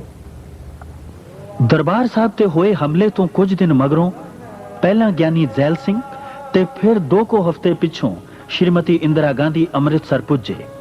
ਉਹਨਾਂ ਹਰਮੰਦਰ ਸਾਹਿਬ ਵਿੱਚ ਮੱਥਾ ਟੇਕਿਆ ਤੇ ਅਕਾਲ ਤਖਤ ਸਾਹਿਬ ਤੇ ਹੋਰ ਇਮਾਰਤਾਂ ਨੂੰ ਹੋਏ ਨੁਕਸਾਨ ਦਾ ਜਾਇਜ਼ਾ ਲਿਆ। ਉਹਨਾਂ ਨੇ ਤਬਾਹ ਹੋਏ ਅਕਾਲ ਤਖਤ ਦੀ ਮੁਰੰਮਤ ਕਰਵਾ ਕੇ ਫੌਜੀ ਕਾਰਵਾਈ ਉੱਪਰ ਪਰਦਾ ਪਾ ਦੇਣ ਦਾ ਫੈਸਲਾ ਕਰ ਲਿਆ। ਉਹਨਾਂ ਦਾ ਖਿਆਲ ਸੀ कि जदों तक तबाह ते बर्बाद होया अकाल तखत सिखां दियां अखां सामने रहेगा, ਉਹ ਇਹ ਗੱਲ नहीं भुल सकणगे कि उन्हां दे इस पावन पवित्र स्थान नूं भारती फौजां ने ऑपरेशन ब्लू स्टार दे दौरान तबाह कीता सी। श्रीमती गांधी ने अकाल तखत दी मुरम्मत दा कम निहंगां दे मुखी बाबा संता सिंह नूं सौंपिया। सिख भाईचारा ते खास करके खाड़कू नौजवान टट्ठे होए अकाल तखत साहब दी उसारी दा कम संगतां दे सहयोग नाल करना चाहुंदे सन। ਇਹ ਉਹ ਤਖਤ ਹੈ ਜਿਸ ਨੂੰ ਕਦੇ ਭਾਈ ਗੁਰਦਾਸ ਤੇ ਬਾਬਾ ਬੁੱਢਾ ਨੇ ਬਣਾਇਆ ਸੀ। ਇਹ ਉਹ ਤਖਤ ਹੈ ਜਿਸ ਨੂੰ ਕਦੇ ਬਾਅਦ ਵਿੱਚ ਪੰਜਾਂ ਪਿਆਰਿਆਂ ਦੀ ਸਰਪ੍ਰਸਤੀ ਹੇਠ ਬਣਾਇਆ ਗਿਆ ਸੀ। ਉਸ ਰਵਾਇਤ ਨੂੰ ਕਾਇਮ ਰੱਖਣਾ ਹੈ। ਕਿਸੇ ਇੱਕ ਮਨੁੱਖ ਨੂੰ ਕੋਈ ਹੱਕ ਨਹੀਂ ਆਪਣੀ ਮਰਜ਼ੀ ਨਾਲ ਤਖਤ ਬਣਾਉਂਦਾ ਫਿਰੇ। ਜਿਹੜਾ ਅਕਾਲ ਤਖਤ ਤੋਂ ਛੇਕਿਆ ਗਿਆ ਹੈ, ਪ੍ਰਵਾਨ ਹੀ ਨਹੀਂ ਕੌਮ ਨੇ ਕੀਤਾ, ਉਹਦਾ ਤਖਤ ਬਣਾਇਆ, ਕੌਮ ਕਿਵੇਂ ਪ੍ਰਵਾਨ ਕਰ ਲਏਗੀ? ਇਹ ਕਦੇ ਹੋ ਹੀ ਨਹੀਂ ਸਕਦਾ। ਨਿਹੰਗ ਸੰਤਾ ਸਿੰਘ ਦੁਆਰਾ ਮੁਰੰਮਤ ਕੀਤੇ ਗਏ ਅਕਾਲ ਤਖਤ ਨੂੰ ਸਿੱਖ ਜਗਤ ਨੇ ਪ੍ਰਵਾਨ ਨਾ ਕੀਤਾ ਤੇ ਉਹਨਾਂ ਨੇ ਅਕਾਲ ਤਖਤ ਦੀ ਉਸ ਇਮਾਰਤ ਨੂੰ ਢਾਹ ਕੇ ਆਪਣੇ ਖੂਨ ਪਸੀਨੇ ਤੇ ਮਿਹਨਤ ਨਾਲ ਨਵੇਂ ਅਕਾਲ ਤਖਤ ਦੀ ਸਿਰਜਣਾ ਦਾ ਕਾਰਜ ਸ਼ੁਰੂ ਕਰ ਦਿੱਤਾ। ਬਲੂ ਸਟਾਰ ਆਪਰੇਸ਼ਨ ਤੋਂ ਬਾਅਦ ਪੰਜਾਬ ਦੇ ਪਿੰਡਾਂ ਵਿੱਚੋਂ ਕਥਿਤ ਆਤੰਕਵਾਦੀ ਨੌਜਵਾਨਾਂ ਨੂੰ ਪਕੜਨ ਤੇ ਉਹਨਾਂ ਦੀ ਅਲਖ ਮੁਕਾ ਦੇਣ ਦਾ ਅਭਿਆਨ ਸ਼ੁਰੂ ਕਰ ਦਿੱਤਾ ਗਿਆ। ਇਸ ਨੂੰ ਵੁੱਡ ਰੋਜ਼ ਆਪਰੇਸ਼ਨ ਦਾ ਨਾਮ ਦਿੱਤਾ ਗਿਆ। ਪੰਜਾਬ ਦੇ ਅਨੇਕਾਂ ਬੇਗੁਨਾਹ ਯੁਵਕ ਇਸ ਆਪਰੇਸ਼ਨ ਦੇ ਤਹਿਤ ਮਾਰ ਦਿੱਤੇ ਗਏ। ਸਰਕਾਰ ਦਾ ਕਹਿਣਾ ਸੀ ਕਿ ਉਹ ਦੇਸ਼ ਨੂੰ ਟੁਕੜੇ-ਟੁਕੜੇ ਕਰਨ ਦੀ ਕੋਸ਼ਿਸ਼ ਕਰ ਰਹੇ ਸਨ। ਸਰਕਾਰੀ ਮਸ਼ੀਨਰੀ ਦੇ ਹੱਥ ਮਜ਼ਬੂਤ ਕਰਨ ਲਈ ਵਿਧਾਨ ਵਿੱਚ ਤਰਮੀਮਾਂ ਕਰਕੇ ਇਹੋ ਜਿਹੇ ਕਾਨੂੰਨ ਪਾਸ ਕੀਤੇ ਗਏ ਜਿਨ੍ਹਾਂ ਨੂੰ ਪੰਜਾਬ ਦੇ ਲੋਕਾਂ ਨੇ ਕਾਲੇ ਕਾਨੂੰਨਾਂ ਦਾ ਨਾਮ ਦਿੱਤਾ। After Blue Star, another hideous mistake was made, and that was this so-called Operation Wood Rose, when people talked loosely about flushing out terrorists. And the end result was you didn't flush out terrorists, you created a whole lot more. And when you see every government is based on justice, social, economic and political, and if it fails to give justice, then it becomes counterproductive, and then people take up the arms. ਘਟਨਾਵਾਂ ਦਾ ਕ੍ਰਮ ਬੜੀ ਤੇਜ਼ੀ ਨਾਲ ਬਦਲ ਰਿਹਾ ਸੀ। 31 October 1984 ਨੂੰ ਸ਼੍ਰੀਮਤੀ ਇੰਦਰਾ ਗਾਂਧੀ ਦਾ ਕਤਲ ਹੋ ਗਿਆ। ਉਹਨਾਂ ਦੇ ਇਸ ਕਤਲ ਵਿੱਚ ਉਹਨਾਂ ਦੇ ਹੀ ਦੋ ਅੰਗ ਰਕਸ਼ਕ ਸਤਵੰਤ ਸਿੰਘ ਅਤੇ ਬੇਅੰਤ ਸਿੰਘ ਨੂੰ ਜ਼ਿੰਮੇਦਾਰ ਠਹਿਰਾਇਆ ਗਿਆ। ਬੇਅੰਤ ਸਿੰਘ ਨੂੰ ਤਾਂ ਘਟਨਾ ਸਥਲ ਤੇ ਹੀ ਕਿਸੇ ਹੋਰ ਅੰਗ ਰਕਸ਼ਕ ਨੇ ਗੋਲੀ ਮਾਰ ਕੇ ਮਾਰ ਦਿੱਤਾ, ਜਦਕਿ ਸਤਵੰਤ ਸਿੰਘ ਤੇ ਮੁਕੱਦਮਾ ਚਲਾ ਕੇ ਉਸ ਨੂੰ ਫਾਂਸੀ ਦੇ ਦਿੱਤੀ ਗਈ। ਜਦੋਂ ਇਸ ਘਟਨਾ ਬਾਰੇ ਬੇਅੰਤ ਸਿੰਘ ਦੀ ਪਤਨੀ ਬਿਮਲ ਖਾਲਸਾ ਕੋਲੋਂ ਪੁੱਛਿਆ ਗਿਆ ਤਾਂ ਉਹਨਾਂ ਨੇ ਕਿਹਾ, ਦਰਬਾਰ ਸਾਹਿਬ ਦੀ ਬੇਅਦਬੀ ਤੋਂ ਬਾਅਦ, ਅਟੈਕ ਹੋਣ ਤੋਂ ਬਾਅਦ ਹਰੇਕ ਸਿੱਖ ਦਾ ਹਿਰਦਾ ਜਿਹੜਾ ਸੀ ਦੁਖੀ ਸੀ। ਤੋਂ ਸ਼ਹੀਦ ਬੇਅੰਤ ਸਿੰਘ ਵੀ ਉਹਨਾਂ ਮਤਲਬ ਸਿੱਖਾਂ ਵਿੱਚੋਂ ਇੱਕ ਸੀ ਤੇ ਉਹਨਾਂ ਨੇ ਵੀ ਦਰਬਾਰ ਸਾਹਿਬ ਦੀ ਬੇਅਦਬੀ ਨੂੰ ਨਹੀਂ ਸਹਾਰਿਆ। ਸ਼੍ਰੀਮਤੀ ਇੰਦਰਾ ਗਾਂਧੀ ਦਾ ਕਤਲ ਆਪਣੇ ਆਪ ਵਿੱਚ ਬੜੀ ਦੁਖਦਾਈ ਘਟਨਾ ਸੀ, ਪਰ ਇਸ ਘਟਨਾ ਤੋਂ ਬਾਅਦ ਸਾਰੇ ਦੇਸ਼ ਵਿੱਚ ਸਿੱਖ ਵਿਰੋਧੀ ਦੰਗੇ ਭੜਕ ਉੱਠੇ। ਇਨ੍ਹਾਂ ਦੰਗਿਆਂ ਵਿੱਚ ਹਜ਼ਾਰਾਂ ਸਿੱਖਾਂ ਨੂੰ ਜਿਉਂਦੇ ਸਾੜ ਦਿੱਤਾ ਗਿਆ ਜਾਂ ਤਸੀਹੇ ਦੇ ਕੇ ਕਤਲ ਕਰ ਦਿੱਤਾ ਗਿਆ। ਸੈਂਕੜੇ ਨੌਜਵਾਨ ਬੱਚੀਆਂ ਦੀ ਇੱਜ਼ਤ ਲੁੱਟ ਲਈ ਗਈ। ਸਰਕਾਰੀ ਅਨੁਮਾਨ ਅਨੁਸਾਰ ਕੇਵਲ ਦਿੱਲੀ ਵਿੱਚ ਹੀ 2,500 ਤੋਂ ਵੱਧ ਔਰਤਾਂ ਵਿਧਵਾ ਹੋ ਗਈਆਂ। ਇਨ੍ਹਾਂ ਦੰਗਿਆਂ ਦਾ ਬਹੁਤਾ ਪ੍ਰਕੋਪ ਦਿੱਲੀ ਤੋਂ ਇਲਾਵਾ ਕਾਨਪੁਰ, ਇੰਦੌਰ, ਬੁਖਾਰੋ ਤੇ ਭਾਰਤ ਦੇ ਹੋਰ ਕਈ ਸ਼ਹਿਰਾਂ ਵਿੱਚ ਬੜਾ ਭਿਆਨਕ ਸੀ। ਸਾਰੇ ਦੇਸ਼ ਵਿੱਚ ਸਿੱਖਾਂ ਦੀ ਅਰਬਾਂ ਰੁਪਏ ਦੀ ਸੰਪत्ति ਤਬਾਹ ਕਰ ਦਿੱਤੀ ਗਈ। ਕੇਵਲ ਦਿੱਲੀ ਵਿੱਚ ਹੀ ਸੈਂਕੜੇ ਗੁਰਦੁਆਰਿਆਂ ਨੂੰ ਅੱਗਾਂ ਲਗਾ ਦਿੱਤੀਆਂ ਗਈਆਂ ਤੇ ਹਜ਼ਾਰਾਂ ਪਾਵਨ ਪਵਿੱਤਰ ਬੀੜਾਂ ਜਲਾ ਕੇ ਰਾਖ ਕਰ ਦਿੱਤੀਆਂ ਗਈਆਂ। ਦੰਗਾ ਕਰਨ ਵਾਲੇ ਇਹ ਭੁੱਲ ਗਏ ਸਨ ਕਿ ਜਿਸ ਗੁਰੂ ਗ੍ਰੰਥ ਸਾਹਿਬ ਨੂੰ ਸਿੱਖਾਂ ਦਾ ਗ੍ਰੰਥ ਸਮਝ ਕੇ ਸਾੜਿਆ ਜਾ ਰਿਹਾ ਹੈ, ਉਸ ਵਿੱਚ ਭਗਤ ਕਬੀਰ, ਭਗਤ ਰਵਿਦਾਸ, ਭਗਤ ਨਾਮਦੇਵ, ਰਾਮਾਨੰਦ ਅਤੇ ਬਾਬਾ ਫਰੀਦ ਦੀ ਵੀ ਬਾਣੀ ਦਰਜ ਹੈ, ਜਿਸ ਨੂੰ ਲੱਖਾਂ ਸਿੱਖ ਹਰ ਰੋਜ਼ ਮੱਥਾ ਟੇਕਦੇ ਤੇ ਸਤਿਕਾਰ ਦਿੰਦੇ ਹਨ। ਗੈਰ ਸਰਕਾਰੀ ਅਨੁਮਾਨ ਅਨੁਸਾਰ ਇਨ੍ਹਾਂ ਦੰਗਿਆਂ ਵਿੱਚ 20,000 ਦੇ ਕਰੀਬ ਸਿੱਖ ਮਾਰੇ ਗਏ ਸਨ। ਮੇਰੇ ਪੋਤਰਿਆਂ ਨੂੰ ਫਿਰ ਵਿਚਾਰਿਆਂ ਨੂੰ ਇਸ ਤਰ੍ਹਾਂ ਸ਼ਹੀਦ ਕੀਤੇ ਗਏ ਕਿ ਅਸੀਂ ਉਹਨਾਂ ਦੀ ਕੋਈ ਗੱਲ ਕਰ ਨਹੀਂ ਸਕਦੇ ਵੀ। ਵਿਚਾਰਿਆਂ ਨੂੰ ਐਸੇ ਉਹਨਾਂ ਨੂੰ ਨਾਲੇ ਦੇ ਵਿੱਚ ਡੋਬ ਡੋਬ ਕੇ ਸੀਏ ਦੇ ਦੇ ਕੇ ਸਾਡੇ ਬੱਚਿਆਂ ਨੂੰ ਸ਼ਹੀਦ ਕੀਤਾ ਗਿਆ। मेरी कुड़ी का सिर फाड़ देता, फिर लड़की कहने लगी मेरा भाई बचा ले, छोड़ दे, मैनू मार दे, मेरा भाई छड़ दो, मेरी माँ का सहारा बन जाएगा। कोई बंगी थे, मुसलमान थे, इस्लाम था, उद्दल था, गुप्ता था, हाँ सारे थे, सारे इसी इलाके के थे। जब भाग गए ना तो डप्पा थे, बल्लम उसको ऐसे घोप देते थे तो वो कहते हाय रे मैं मर गया रे, फिर वो हाथ ऊपर करते तो उसको लाठी मार के सिर पे जिंदे को आग लगा गए, मेरे मुंडे को जिंदे को आग लगा गए, जैसे मेरी गोदी में से खिंच गए। 3 साल के बच्चे मार दिए, 3 साल के 2 महीने 3 साल के बच्चे वो कैसे बीतेगी उसके दिल पे? शिकल देख कैसी हो रही मेरी मुंडी, ऐसे जला दी आग में से काट के मार के पहले यहाँ से गर्दन काट के आग में जला दी। 1000-2000 ਬੰਦਿਆਂ ਨੇ ਸਾਡੇ ਤੇ ਹਮਲਾ ਕਰ ਦਿੱਤਾ। ਹਮਲਾ ਕਰਤਾ, ਅਸੀਂ ਗੁਰਦੁਆਰਾ ਬਚਾਉਣ ਵਾਸਤੇ ਆਏ ਤੇ ਬੰਦੇ ਦੌੜ ਜਾਂਦੇ, ਫਿਰ ਅਸੀਂ ਛਡਾ ਨਸਾ ਕੇ ਭਜਾ ਕੇ ਆ ਜਾਂਦੇ, ਫਿਰ ਵਾਪਸ ਆ ਜਾਂਦੇ। ਇੰਨੀ ਚਿਰ 2-3 ਘੰਟੇ ਅਸੀਂ ਇਸ ਤਰ੍ਹਾਂ ਹੀ ਕੀਤਾ। ਉਸ ਤੋਂ ਬਾਅਦ ਜੀ ਸਭ ਪੁਲਿਸ ਆ ਗਈ। ਉਹਨਾਂ ਨੇ ਕਿਹਾ ਜੀ ਤੁਸੀਂ ਆਪਣੇ ਆਪਣੇ ਘਰਾਂ ਵਿੱਚ ਚਲੇ ਜਾਓ, ਅਸੀਂ ਤੁਹਾਡੀ ਸ਼ਾਂਤੀ ਕਰਾ ਦਿਆਂਗੇ। ਅਸੀਂ ਸ਼ਾਂਤੀ ਵਾਸਤੇ ਆਪਣੇ ਆਪਣੇ ਘਰਾਂ ਵਿੱਚ ਚਲੇ ਗਏ ਜੀ। ਉਸ ਤੋਂ ਬਾਅਦ ਕੀ ਹੋਇਆ ਜੀ, ਸ਼ਾਂਤੀ ਤੇ ਹੋਈ ਨਹੀਂ, ਬੰਦੇ ਫਿਰ ਆਪਣੇ ਆਪਣੇ ਘਰ ਚਲੇ ਗਏ। ਇੱਕ 2-2 ਬੰਦੇ ਸੀ ਉਦੋਂ, ਫਿਰ ਬੰਦੇ 1-1, 200, 300, 1-1 ਬੰਦੇ ਦੇ ਘਰ ਤੇ ਚੜ ਗਿਆ, ਪੱਥਰਾਂ ਨਾਲ ਮਾਰਿਆ, ਮਿੱਟੀ ਦਾ ਤੇਲ ਸਾੜਿਆ, ਉੱਤੇ ਅੱਗ ਲਾ ਕੇ ਬੰਦੇ ਨੂੰ ਮਾਰ ਕੇ ਸੱਟ ਗਏ। ਅੱਧਾ ਮਰਿਆ ਅੱਧਾ ਨਹੀਂ ਮਰਿਆ, ਪਿਆ ਰਿਹਾ ਜੀ। ਫਿਰ ਇਹ ਗੁਰਦੁਆਰਾ ਸਾਰਾ ਤੋੜ ਦਿੱਤਾ ਪੂਰਾ। ਬਾਬਾ ਸਾਹਿਬ ਜੀ ਪੂਰੀ ਬੇੜ ਦੀ ਬੇਇੱਜ਼ਤੀ ਕੀਤੀ। ਸਾਰੀ ਕਲੋਨੀ ਦੇ ਬੰਦੇ ਘੱਟੋ ਨਾ 200-300 ਬੰਦਾ ਸਾਡਾ ਇੱਧਰ ਦਾ ਮਰਿਆ। ਤੁਹਾਡੀ ਲਾਸ਼ਾਂ ਦਾ ਕੀ ਹੋਇਆ? ਲਾਸ਼ਾਂ ਦਾ ਜੀ ਪੁਲਿਸ ਲੈ ਗਈ, ਪਤਾ ਨਹੀਂ ਕਿੱਥੇ ਸਿੱਟੀਆਂ, ਕੋਈ ਪਤਾ ਨਹੀਂ। ਜਿਹੜੇ ਇੱਥੇ ਸੀ 50-100 ਬੰਦੇ ਤੇ ਇੱਥੇ ਸੜ ਗਏ, ਇੱਥੇ ਹੀ ਮਰ ਗਏ, ਇੱਥੇ ਹੀ ਪੈ ਰਹੇ। ਉਹਨਾਂ ਨੂੰ ਕੁੱਤੇ ਬਿੱਲੇ ਖਾ ਗਏ ਵਿਚਾਰਿਆਂ ਨੂੰ, ਕੋਈ ਪਤਾ ਨਹੀਂ। ਦੇਸ਼ ਵਿੱਚ ਸਿੱਖ ਭਾਈਚਾਰੇ ਉੱਪਰ ਇੰਨਾ ਵੱਡਾ ਕਹਿਰ ਟੁੱਟਿਆ, ਪਰ ਦੇਸ਼ ਦਾ ਹੁਕਮਰਾਨ ਇਹ ਕਹਿ ਕੇ ਸਪਸ਼ਟੀਕਰਨ ਦੇ ਰਿਹਾ ਸੀ ਕਿ ਜਦੋਂ ਵੱਡਾ ਦਰਖਤ ਗਿਰਦਾ ਹੈ ਤਾਂ ਧਰਤੀ ਹਿਲਦੀ ਹੀ ਹੈ। ਦੇਸ਼ ਦਾ ਆਮ ਸਿੱਖ ਇਹ ਸੋਚ ਰਿਹਾ ਸੀ ਕਿ ਕੀ ਇਹ ਧਰਤੀ ਸਿਰਫ ਸਿੱਖਾਂ ਵਾਸਤੇ ਹੀ ਹਿੱਲਣੀ ਸੀ। ये तो हम तो खुलेआम कहते हैं कि जिस देश का प्रधानमंत्री इतने लोगों की हत्या हो और उसके बाद कहे कि साहब बराबर कोई पेड़ गिरता है तो पत्ता झड़ता ही है, तो ये कोई मतलब है कि कोई सद्भावना के दृष्टिकोण से अच्छा नहीं है। It was very sad that Indira Gandhi was assassinated. Very sad. But what followed later was sadder still. Much more sadder than. And explanations like a huge tree falling and hence there would be a small shudder around, I think they don't serve much purpose. They do not. And this thing is very, very difficult to erase from the mind. You know, I mean, any society in which the police, the administration, the Prime Minister can justify the killing of 5,000 innocent people, some of them children. Do you know, I mean, because this was not terrorist killings, this was killings by the state. It was pogroms. And you know, I mean, that's what we're paying for now, because you've totally alienated an entire community. ਇਨ੍ਹਾਂ ਸਿੱਖ ਵਿਰੋਧੀ ਦੰਗਿਆਂ ਵਿੱਚ ਬਹੁਤ ਸਾਰੇ ਹਿੰਦੂ ਪਰਿਵਾਰਾਂ ਨੇ ਆਪਣੇ ਆਪ ਨੂੰ ਖਤਰੇ ਵਿੱਚ ਪਾ ਕੇ ਅਨੇਕ ਸਿੱਖ ਪਰਿਵਾਰਾਂ ਦੀ ਜਾਨ ਬਚਾਈ। मेरे पड़ोस में जो हैं बहुत अच्छे लोग हैं, इसकी वजह से मैं आज जिंदा हूँ। मेरा माल भी सुरक्षित है, मेरे मकान भी सुरक्षित हैं। ये मेरे पड़ोसी हैं बच्चे, इन्होंने मेरी बहुत रक्षा की है। मुझे बिल्कुल कोई तंगी नहीं हुई, ना यहाँ ना वहाँ। ਜਿੱਥੇ ਸਿੱਖ ਵਿਰੋਧੀ ਦੰਗਿਆਂ ਨੇ ਦੇਸ਼ ਵਿੱਚ ਆਤੰਕਵਾਦੀ ਸਮੱਸਿਆਵਾਂ ਨੂੰ ਹੋਰ ਗੰਭੀਰ ਬਣਾ ਦਿੱਤਾ, ਉੱਥੇ ਵਿਦੇਸ਼ਾਂ ਵਿੱਚ ਵਸਦੇ ਸਿੱਖਾਂ ਨੇ ਖੁੱਲ੍ਹਮ ਖੁੱਲ੍ਹਾ ਖਾਲਿਸਤਾਨ ਦੀ ਗੱਲ ਕਰਨੀ ਸ਼ੁਰੂ ਕਰ ਦਿੱਤੀ।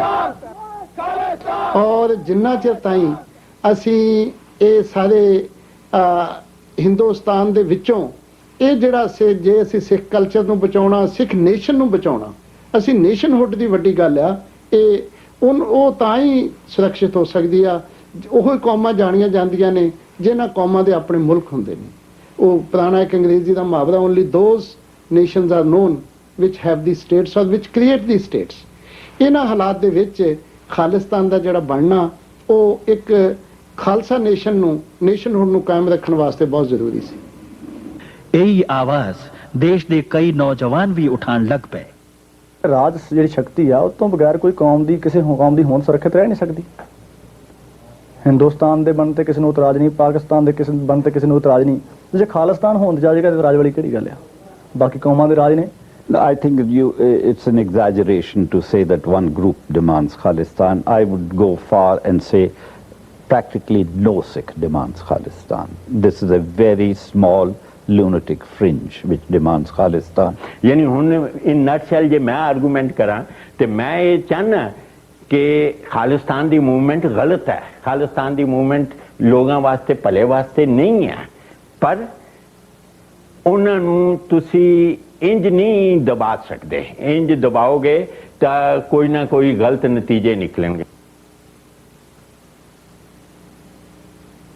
1986 ਵਿੱਚ ਰਾਜੀਵ ਲੌਂਗੋਵਾਲ ਸਮਝੌਤਾ ਹੋਇਆ।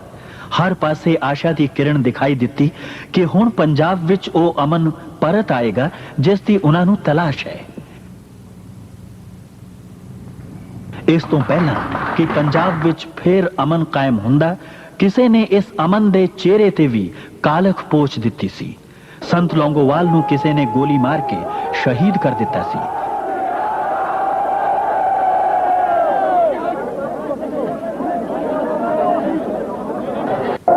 ਸਰਕਾਰੀ ਰਸਮਾਂ ਦੀ ਲੋਕਾਚਾਰੀ ਕਰਕੇ ਉਹਨਾਂ ਦਾ ਸੰਸਕਾਰ ਕਰ ਦਿੱਤਾ ਗਿਆ।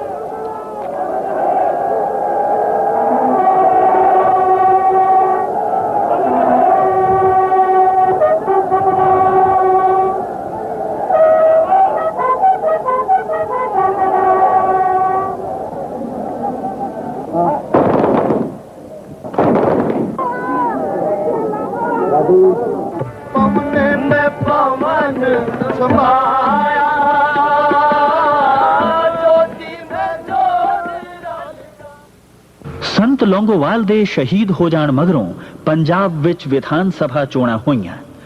ਲੋਕਾਂ ਨੂੰ ਇਹ ਡਰ ਸੀ ਕਿ ਇਹਨਾਂ ਚੋਣਾਂ ਦੇ ਦੌਰਾਨ ਬਹੁਤ ਖੂਨ ਖਰਾਬਾ ਹੋਵੇਗਾ, ਪਰ ਅਜਿਹਾ ਕੁਝ ਵੀ ਨਾ ਹੋਇਆ। ਲੋਕ ਪੰਜਾਬ ਵਿੱਚ ਅਮਨ ਤੇ ਸ਼ਾਂਤੀ ਚਾਹੁੰਦੇ ਸਨ। ਉਹਨਾਂ ਨੇ ਅਕਾਲੀ ਨੁਮਾਇੰਦਿਆਂ ਨੂੰ ਭਾਰੀ ਗਿਣਤੀ ਵਿੱਚ ਜਿਤਾਇਆ। ਪੰਜਾਬ ਵਿੱਚ ਪਹਿਲੀ ਵਾਰ ਅਕਾਲੀਆਂ ਦੀ ਆਪਣੀ ਸਰਕਾਰ ਬਣੀ।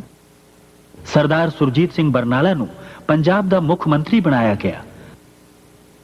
ਬਰਨਾਲਾ ਸਰਕਾਰ ਦੀ ਸ਼ੁਰੂਆਤ ਚੰਗੀ ਸੀ, ਪਰ ਅਜੇ ਵੀ ਪੰਜਾਬ ਅਤੇ ਕੇਂਦਰ ਵਿੱਚ ਕੁਝ ਅਜਿਹੀਆਂ ਸ਼ਕਤੀਆਂ ਕੰਮ ਕਰ ਰਹੀਆਂ ਸਨ ਜਿਨ੍ਹਾਂ ਨੂੰ ਇਹ ਪਸੰਦ ਨਹੀਂ ਸੀ ਕਿ ਪੰਜਾਬ ਵਿੱਚ ਅਕਾਲੀ ਪਾਰਟੀ ਦੀ ਹਕੂਮਤ ਬਣੀ ਰਹੇ। ਭਾਵੇਂ ਕਿੰਨੀ ਬਹੁਤ ਸੰਮਤੀ ਤੁਸੀਂ ਸ਼੍ਰੋਮਣੀ ਅਕਾਲੀ ਦਲ ਨੂੰ ਦਿੱਤੀ, ਬੜੀ ਵੱਡੀ ਤਾਕਤ ਦਿੱਤੀ, 117 ਚੋਂ 73 ਅਕਾਲੀ ਦਲ ਦੇ ਐਮਐਲਏ ਜਿਤਾਏ, 4 ਸਾਡੀ ਮਦਦ ਨਾਲ ਜਿੱਤੇ, ਕੁੱਲ 77 ਹੋ ਗਏ।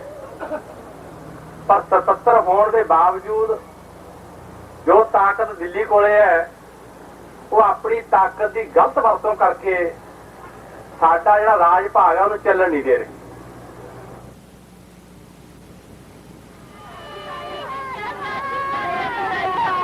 ਇੱਕ ਪਾਸੇ ਪੰਜਾਬ ਵਿੱਚ ਹਰ ਰੋਜ਼ ਹੋਣ ਵਾਲੇ ਕਤਲਾਂ ਵਿੱਚ ਕਮੀ ਨਹੀਂ ਸੀ ਆਈ, ਤੇ ਦੂਜੇ ਪਾਸੇ ਕੇਂਦਰ ਦੀ ਕਾਂਗਰਸ ਸਰਕਾਰ ਨੇ ਸੁਰਜੀਤ ਸਿੰਘ ਬਰਨਾਲਾ ਤੇ ਇਹ ਦੋਸ਼ ਲਾਉਣਾ ਸ਼ੁਰੂ ਕਰ ਦਿੱਤਾ ਕਿ ਉਹ ਆਤੰਕਵਾਦੀਆਂ ਨਾਲ ਸਖਤੀ ਨਾਲ ਪੇਸ਼ ਨਹੀਂ ਆ ਰਿਹਾ। ਇਹ ਗੱਲ ਕਦੀ ਵੀ ਨਿਸ਼ਚੈ ਨਾਲ ਨਹੀਂ ਕਹੀ ਜਾ ਸਕੇਗੀ ਕਿ ਪੰਜਾਬ ਵਿੱਚ ਹੋਣ ਵਾਲੇ ਇਹਨਾਂ ਕਤਲਾਂ ਦੇ ਪਿੱਛੇ ਕੌਣ ਸੀ। ਇਹ ਕਤਲ ਆਤੰਕਵਾਦੀਆਂ ਦੇ ਹੱਥੋਂ ਹੋ ਰਹੇ ਸਨ ਜਾਂ ਰਾਜਨੀਤੀ ਦੀ ਕੋਝੀ ਖੇਡ ਖੇਡ ਰਹੇ ਰਾਜਸੀ ਨੇਤਾ ਆਪ ਹੀ ਕਰਵਾ ਰਹੇ ਸਨ। आफ्टर ऑल ये सारे SSP और DIG या इन्होंने सब कुछ पता है, और सिर्फ पता है तो सानू नहीं पता, पंजाब के लोगों को नहीं पता कि की खेडा ने। इन्हां दिनां विच एक होर मंदभागी घटना घटी।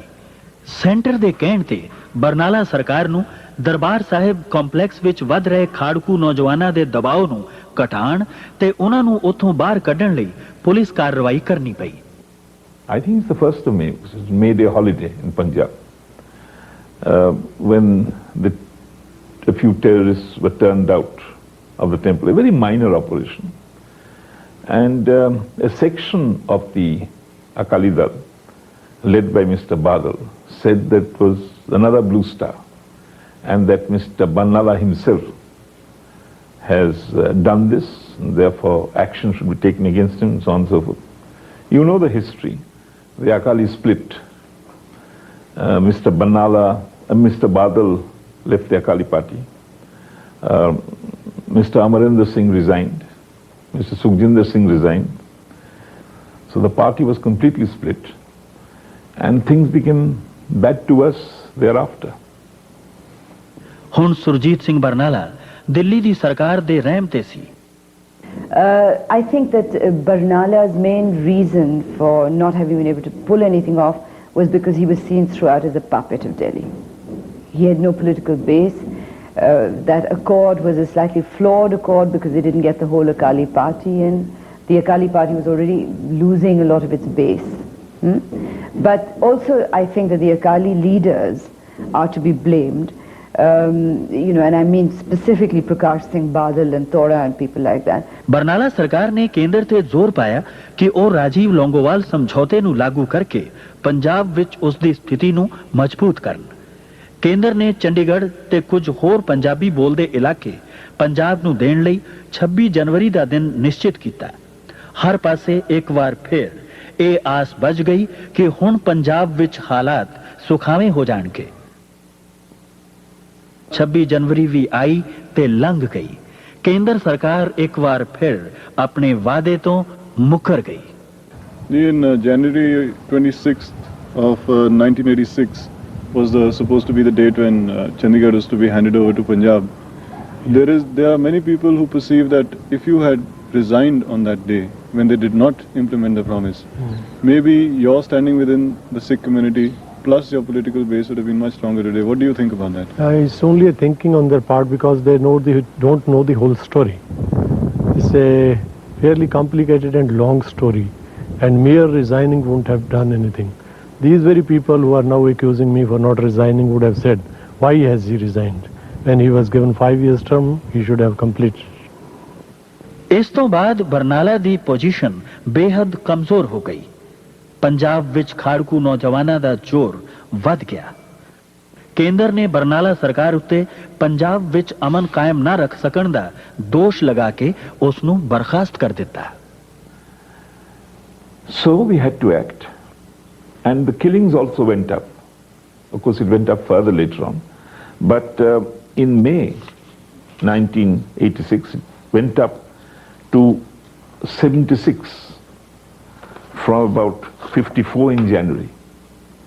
So presidential rule had to be imposed. I don't have a very high opinion of the last government's political sagacity, and I think they were just unwise to dismiss him when they did. It's true there was, the violence was increasing, but it would have been much better to let him handle it because he was a buffer between them. He was a buffer between Delhi and the militants and the alienated Sikhs. और जब president rule चालू किया उसी दिन हम बोले थे ये बुरी स्टेप है, दिस बैड स्टेप और इससे हालत और खराब होगी। ਕਈ ਲੋਕਾਂ ਦਾ ਇਹ ਖਿਆਲ ਸੀ ਕਿ ਜੇ ਕੇਂਦਰ ਸਰਕਾਰ 26 ਜਨਵਰੀ ਨੂੰ ਚੰਡੀਗੜ੍ਹ ਤੇ ਹੋਰ ਪੰਜਾਬੀ ਬੋਲਦੇ ਇਲਾਕੇ ਪੰਜਾਬ ਨੂੰ ਦੇ ਦਿੰਦੀ ਤਾਂ ਸ਼ਾਇਦ ਪੰਜਾਬ ਦਾ ਇਹ ਦੁਖਾਂਤ ਉਦੋਂ ਹੀ ਮੁੱਕ ਜਾਂਦਾ। असल में अकार्ड पहले तो वो बड़े गलत तरीके से चला और उसमें गलत वर्डिंग्स में वो उसका ड्राफ्टिंग गलत हुआ, फिर उसको लागू करने में सरकार की तरफ से धींगा मस्ती हुई। इसी से तो गुस्सा फैला लड़कों में कि भाई तुम तो समझौता करते हो, उसका भी पालन नहीं करते हो, ऑनर नहीं करते हो। इसलिए सरकार को अकार्ड लागू करना ही चाहिए था। ਰਾਸ਼ਟਰਪਤੀ ਰਾਜ ਦੇ ਦੌਰਾਨ ਰੇ ਤੇ ਰੋਬੈਰੋਵ ਨੇ ਪੰਜਾਬ ਵਿੱਚ ਸਖਤੀ ਨਾਲ ਅਮਨ ਬਹਾਲ ਕਰਨ ਦਾ ਦ੍ਰਿੜ ਨਿਸ਼ਚੈ ਕਰ ਲਿਆ। ਦੇਸ਼ ਦੀਆਂ ਕਈ ਅਖਬਾਰਾਂ ਨੇ ਰੋਬੈਰੋ ਦੀ ਇਸ ਨੀਤੀ ਨੂੰ ਬੁਲੇਟ ਫਾਰ ਬੁਲੇਟ ਦਾ ਨਾਂ ਦਿੱਤਾ। देखिए, ये तो बिल्कुल लोगों का गलत सोचना है। क्यों आपके मीडिया जो है वो हमेशा एक सेंसेशनल स्लोगन कॉइन करना चाहते हैं, जैसे बुलेट फॉर बुलेट। मैं बुलेट फॉर बुलेट कभी ऐसे शब्द वापरा होगा तो इस्तेमाल किया होगा तो मुझे क्या कहना था। हमारे 7 जवान जलंधर कोर्ट में 31 मार्च 3 दिन में आने के बाद वो आतंकवादी ने मारा है जलंधर कोर्ट कंपाउंड में। तो मीडिया लोग मेरे पास आए, आप क्या करने वाले? मैंने बोला है कि हम तो उसके सामना करेंगे, हमारे लोग ऐसे मरेंगे नहीं इनके बाद। ये इनको मैं सिखाऊंगा कैसे वो बुलेट वो चलाए, तो हम भी बुलेट चलाना पड़ेगा, क्यों ये कानून में है, ऐसा नहीं कि कानून के बाहर है। If any terrorist thinks that he can use a bullet against a policeman and kill him, well, the police in defense will also use a bullet. And the headline that came was a brilliant invention by whosoever had thought of the headline. It was not, as Mr. Ribeiro has said again and again, his language. He had never said, I shall have a bullet for bullet policy. What he had said was, if you kill policemen, don't expect that the policeman will die without trying to defend himself with bullets if necessary. I don't see how it was wrong. Initially, there was this feeling that here are these upright men and they'll manage to soothe out the wrinkles, iron out the wrinkles. But no, that didn't happen, because very soon one started hearing about fake encounters. It was wrong policy. By bullet for bullet policy, you can't solve the problem like that in Punjab. It went wrong and the results were bad. ਜਿੱਥੇ ਪੰਜਾਬ ਵਿੱਚ ਦਹਿਸ਼ਤਗਰਦਾਂ ਹੱਥੋਂ ਮਰਨ ਵਾਲੇ ਲੋਕਾਂ ਦੀ ਸੰਖਿਆ ਵਿੱਚ ਕੋਈ ਫਰਕ ਨਹੀਂ ਸੀ ਪਿਆ, ਉੱਥੇ ਰਾਜ ਪੁਲਿਸ ਹੱਥੋਂ ਮਰਨ ਵਾਲੇ ਨੌਜਵਾਨਾਂ ਦੀ ਸੰਖਿਆ ਵੱਧਦੀ ਜਾ ਰਹੀ ਸੀ। ਸਾਨੂੰ ਪੁਲਿਸ ਨੇ ਬਹੁਤ ਤੰਗੀਆਂ ਦਿੱਤੀਆਂ। ਪਰਿਵਾਰ ਮੇਰਾ, ਉਹਦੀ ਲੜਕੀ, ਉਹਦੇ ਘਰੋਂ ਮੇਰੀ ਲੜਕੀ, ਸਾਰਿਆਂ ਨੂੰ ਸਾਨੂੰ ਪੁਲਿਸ ਨੇ ਲੈ ਜਾਣਾ। ਫਿਰ ਉਸ ਤੋਂ ਬਾਅਦ ਫਿਰ ਸਾਨੂੰ ਸਜ਼ਾ ਦੇਣ ਲੱਗ ਪਏ। ਇਹਨਾਂ ਨੂੰ ਇਦਾਂ ਦਿੰਦੇ ਰਹੇ ਭਾਜੀ ਸਾਨੂੰ ਸਜ਼ਾ। ਇਹ ਸਰਦਾਰ ਜੀ ਨੂੰ ਖੜ ਕੇ ਤਾਂ ਉਹਨਾਂ ਨੇ ਟੰਗਣਾ, ਟੰਗ ਕੇ ਤੇ ਫਿਰ ਉਹਨਾਂ ਨੇ ਕੁੱਟ ਮਾਰ ਕੇ ਟੰਗ ਦੇਣਾ। ਫਿਰ ਇਹਨਾਂ ਨੂੰ ਪੁੱਛਣਾ ਬਈ ਤੂੰ ਦੱਸ, ਇਹਨ ਕਹਿਣਾ ਮੈਨੂੰ ਕੋਈ ਪਤਾ ਨਹੀਂਗਾ। ਤੇ ਇਹਨਾਂ ਨੇ ਲੱਤਾਂ ਲੁੱਤਾਂ ਵੀ ਉਹਨਾਂ ਨੇ ਘੋਟਣੇ ਰੱਖ ਕੇ ਭੰਨਣੀਆਂ ਮਰੋੜ ਮਰੋੜ ਕੇ, ਤੇ ਜਾਣੀ ਦਾ ਹਾਲਤ ਇਹਨਾਂ ਦੀ ਕੁੱਟ ਮਾਰ ਕੇ ਸਿੱਟ ਕੇ ਤੇ ਫਿਰ ਇਹਨਾਂ ਨੂੰ ਟੰਗ ਦੇਣਾ। ਫਿਰ ਲੱਤਾਂ ਨੂੰ ਜੂੜ ਪਾ ਕੇ ਉੱਤੇ ਖੜੇ ਹੋ ਜਾਣਾ, ਖਿੱਚ ਦੇਣਾ ਇਹਨਾਂ ਦਾ ਸਰੀਰ। ਜਦ ਬਵਸੀ ਹੋ ਜਾਣੀ ਤੇ ਇਹਦੇ ਇੱਥੇ ਠੁੱਡਾਂ ਠਾਡਾਂ ਮਾਰਨੀਆਂ, ਨਾ ਇਹਨਾਂ ਤੋਂ ਬੋਲ ਹੋਣਾ, ਤੇ ਫਿਰ ਇਹਨਾਂ ਨੂੰ ਲਾ ਕੇ ਸਿੱਟ ਦੇਣਾ। ਜਦ ਤੁਹਾਡੇ ਕੋਲ ਕੋਈ ਜਵਾਬ ਹੀ ਨਹੀਂ ਸੀਗਾ ਤਾਂ ਫਿਰ ਉਹ ਕਿਉਂ ਇਹ ਕੰਮ ਕਰਦੇ ਨੇ? ਉੱਥੇ ਹੁਣ ਸਾਡਾ ਜ਼ੋਰ ਕੀ ਸੀ, ਉਹਨਾਂ ਦੇ ਗਾੜੀ ਕੋਈ ਜ਼ੋਰ ਨਹੀਂ ਸੀ ਸਾਡਾ। ਪੰਜਾਬ ਦੇ ਲੋਕਾਂ ਦਾ ਇਹ ਕਹਿਣਾ ਸੀ ਕਿ ਪੰਜਾਬ ਪੁਲਿਸ ਝੂਠੇ ਮੁਕਾਬਲੇ ਵਿਖਾ ਕੇ ਨੌਜਵਾਨਾਂ ਦੀ ਅਲਖ ਮੁਕਾਉਣ ਵਿੱਚ ਲੱਗੀ ਹੋਈ ਹੈ। ਇਹਨਾਂ ਦੇ ਜਿਹੜੇ ਜਿਹਨੂੰ ਦੇ ਸੋ ਕਾਲਡ ਐਨਕਾਊਂਟਰਸ ਨੇ, ਇਹ ਤਾਂ ਹੁਣ ਪੰਜਾਬ ਦਾ ਬੱਚਾ ਜਾਣਦਾ ਹੈ ਕਿ ਇਹਦੇ ਵਿੱਚੋਂ 100 ਐਨਕਾਊਂਟਰਸ ਦੇ ਵਿੱਚੋਂ ਜਿਹੜੇ 90 ਨੇ ਉਹ ਬਿਲਕੁਲ ਝੂਠੇ ਨੇ। ਇਹਨਾਂ ਨੇ ਬੰਦੇ ਰੱਖੇ ਹੁੰਦੇ ਨੇ, ਪਕੜੇ ਹੁੰਦੇ ਨੇ ਪਹਿਲੇ, ਜਦੋਂ ਆਪਣੀਆਂ ਲਿਸਟਾਂ ਬਣਾਈਆਂ ਨੇ ਖਤਮ ਕਰਨ ਦੇ ਵਾਸਤੇ। ਹੁਣ ਇਹ ਹੈ ਤੇ ਸਹੀ ਠੀਕ ਕਿ ਕੋਰਟ ਉਹਨਾਂ ਨੂੰ ਕੁਝ ਨਹੀਂ ਕਰ ਸਕਦਾ। ਮਰਡਰਸ ਵੀ ਹੈਗੇ ਨੇ, ਉਹ ਮਰਡਰ ਉਹ ਵੀ ਕਰਦੇ ਨੇ, ਪੋਲੀਟੀਕਲ ਮਰਡਰਸ ਵੀ ਕਰਦੇ ਨੇ, ਦੂਸਰੇ ਵੀ ਲੁੱਟ ਖੋਹ ਵੀ ਕਰਦੇ ਨੇ, ਸਾਰਾ ਕੁਝ ਹੈ। ਪਰ ਇਸ ਮਸਲੇ ਨੂੰ ਅਗਰ ਸਟੇਟ ਵੀ ਉਸੇ ਹੀ ਲੈਵਲ ਤੇ ਆਣ ਕੇ ਹੱਲ ਕਰਨਾ ਸ਼ੁਰੂ ਕਰ ਦੇਵੇ ਜਿਸ ਲੈਵਲ ਤੇ ਉਹ ਕਰਨਾ ਚਾਹੁੰਦੇ ਨੇ ਐਕਸਟ੍ਰੀਮਿਸਟ, ਤੇ ਸਟੇਟ ਆਪਣੇ ਸਾਰੇ ਉਸੇ ਤਰ੍ਹਾਂ ਹੀ ਯਾਨੀ ਲਾਲਚਨੈਸ ਲੈਵੇ ਬੇਸ਼ਰਮੀ ਦੇ ਨਾਲ ਕਿ ਇਹ ਬੰਦੇ ਹੋਣ ਤੇ ਅਸੀਂ ਕਚਹਿਰੀਆਂ ਦੇ ਵਿੱਚ ਇਹਨਾਂ ਨੂੰ ਕੁਝ ਕਰ ਨਹੀਂ ਸਕਦੇ, ਇਹਨਾਂ ਨੂੰ ਇੰਝ ਹੀ ਖਤਮ ਕਰੀਏ, ਤਾਂ ਫਿਰ ਇਹਦੇ ਕਾਊਂਟਰ ਪ੍ਰੋਡਕਟ ਹੋਣਾ ਹੀ ਹੈ। And Ribeiro, despite his explanations, could not convince the people. Later, when KPS Gill was brought in his place, there was no change in either policy or execution. ਬੱਚਿਆਂ ਨੂੰ ਮਾਰਨਾ, ਬਦੋਸ਼ੀਆਂ ਨੂੰ ਮਾਰਨਾ ਮੂਵਮੈਂਟ ਦਾ ਸਰੋਕਾਰ ਨਹੀਂ। Movement ਤਾਂ ਬੜੀ ਆਈਡੀਅਲ ਇਮੇਜ ਲੈ ਕੇ ਚੱਲਣਾ ਚਾਹੁੰਦੀ ਹੈ, ਉਹ ਚੱਲਦੀ ਆ। ਸਰਕਾਰ ਇਨਫਿਲਟਰੇਟ ਕਰਕੇ ਗਲਤ ਕੰਮ ਕਰਾਉਂਦੀ ਆ। ਗੋਬਿੰਦ ਰਾਮ ਦੇ ਆਪਣੇ ਕੈਟਸ ਨੇ, ਆਲਮ ਦੀ ਆਪਣੀ ਸੈਨਾ ਔਰ ਹੋਰ ਪੁਲਿਸ ਅਫਸਰਾਂ ਦੇ, KPS ਗਿੱਲ ਵਰਗਿਆਂ ਨੇ ਆਪੋ ਆਪਣੇ ਬ੍ਰਿਗੇਡ ਬਣਾਏ ਨੇ, ਗੈਂਗ ਬਣਾਏ ਨੇ, ਆਰਮਡ ਮਲੀਸ਼ੀਆ ਉਹਨਾਂ ਦਾ, ਜਿਹੜੇ ਆਪਰੇਟ ਕਰਦੇ ਨੇ, ਲੋਕਾਂ ਨੂੰ ਐਕਸਟੋਰਸ਼ਨਸ ਕਰਦੇ ਨੇ, ਰੇਪ ਕਰਦੇ ਨੇ, ਉਹ ਸਾਰਾ ਕੁਝ ਕਰ ਰਹੇ ਨੇ। ਸਿੱਖ ਕਦਾਚਿਤ ਇਹ ਕੰਮ ਨਹੀਂ ਕਰਦੇ। The vigilante groups were set up by Rajiv Gandhi and Shri Bhutta, the Home Minister of India, and through Ribeiro. And Ribeiro admitted that these black cats, the vigilante groups, were operating in the Punjab, and he also confessed that one of the groups was called Alam Sena, named after one of the senior DIGs of the state.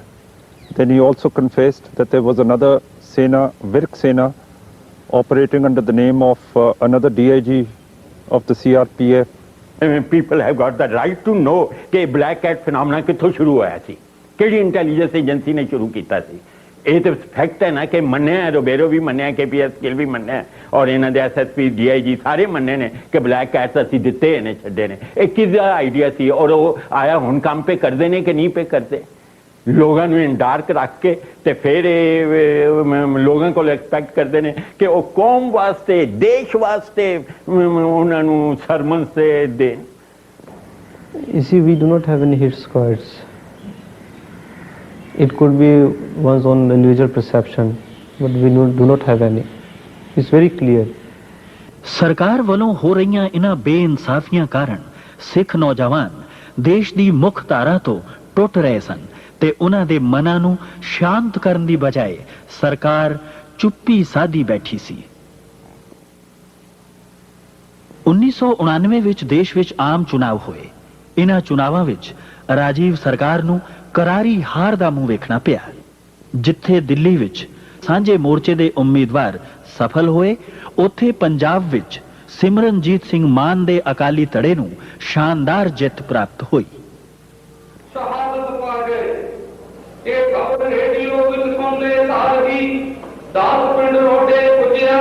ਤੁਸੀਂ ਕਦ ਸੋਚਿਆ ਜੀ ਸਿਆਸਤ ਦੀ ਦੁਨੀਆ 'ਚ ਆਉਣ ਲਈ? ਮੈਂ ਤੇ ਨਹੀਂ ਸੀ ਸੋਚਿਆ। ਮੇਰੇ ਹਸਬੰਡ ਦੀ ਸ਼ਹਾਦਤ ਤੋਂ ਬਾਅਦ ਮਤਲਬ ਕੌਮ ਨੇ ਅੱਗੇ ਲਿਆਂਦਾ ਕਿ ਤੁਸੀਂ ਵੀ ਮਤਲਬ ਪੰਥ ਦੀ ਸੇਵਾ ਕਰੋ ਤੇ ਅਸੀਂ ਕੌਮ ਦਾ ਹੁਕਮ ਮੰਨਦੇ ਹੋਏ ਆ ਗਏ ਪੰਥ ਦੀ ਸੇਵਾ ਕਰਨ ਵਾਸਤੇ।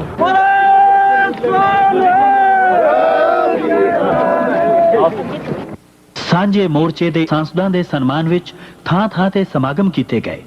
ਇਨ੍ਹਾਂ ਸਵਾਗਤੀ ਸਮਾਗਮਾਂ ਵਿੱਚ ਬੋਲਦਿਆਂ ਇਨ੍ਹਾਂ ਸਾਂਸਦਾਂ ਨੇ ਜਿੱਥੇ ਸਮੁੱਚੇ ਸਿੱਖ ਭਾਈਚਾਰੇ ਦਾ ਧੰਨਵਾਦ ਕੀਤਾ, ਉੱਥੇ ਨਾਲ ਹੀ ਇਹ ਵੀ ਯਕੀਨ ਦਿਵਾਇਆ ਕਿ ਉਹ ਜਲਦੀ ਹੀ ਪੰਜਾਬ ਦੇ ਮਸਲੇ ਨੂੰ ਹੱਲ ਕਰਕੇ ਪੰਜਾਬ ਵਿੱਚ ਸਥਾਈ ਅਮਨ ਕਾਇਮ ਕਰਨਗੇ। और मैंने कहने च कोई शक नहीं कि साडी जिहड़ी जित है, अगर सिख कम्युनिटी पूरी तरह नाल साथ में दिंदी तो जो आज रिजल्ट है वो ये रिजल्ट नहीं सी होना। जैसे भाई तारीफ सिंह जी ने अभी कहा,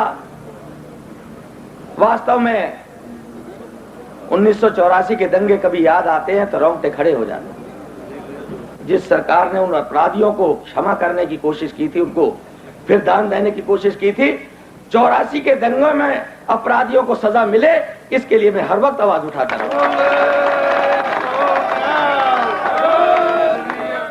और मेरा जिन्नी पब्लिसिटी और जो कुछ भी मैं किया दो स्लोगन से सी, एक give peace a chance to Punjab और दूसरा पंजाबी एकता। तीजी गल चुकी नहीं। ਸਾਂਝੇ ਮੋਰਚੇ ਦੇ ਇਨ੍ਹਾਂ ਇਕਰਾਰਾਂ ਨੇ ਧੁੰਦਲੀ ਪੈ ਚੁੱਕੀ ਆਸ ਨੂੰ ਇੱਕ ਵਾਰ ਫਿਰ ਜਿਉਣ ਜੋਗਾ ਬਣਾ ਦਿੱਤਾ। ਪੰਜਾਬ ਦੇ ਲੋਕ ਇੱਕ ਵਾਰ ਫਿਰ ਉਸ ਰੋਸ਼ਨੀ ਵੱਲ ਤੱਕਣ ਲੱਗ ਪਏ ਜਿਸ ਦੇ ਉਜਾਲੇ ਵਿੱਚ ਖੂਨ ਦੇ ਛਿੱਟੇ ਮਿਟ ਜਾਣ ਦੀ ਆਸ ਬਣ ਗਈ ਸੀ।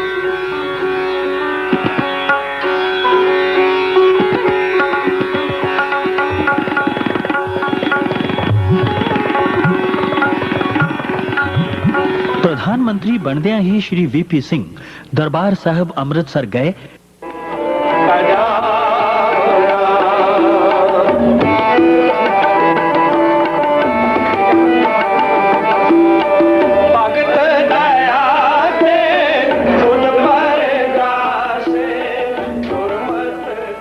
This is your first visit after you became Prime Minister. What is the significance of this visit, Mr. Prime Minister?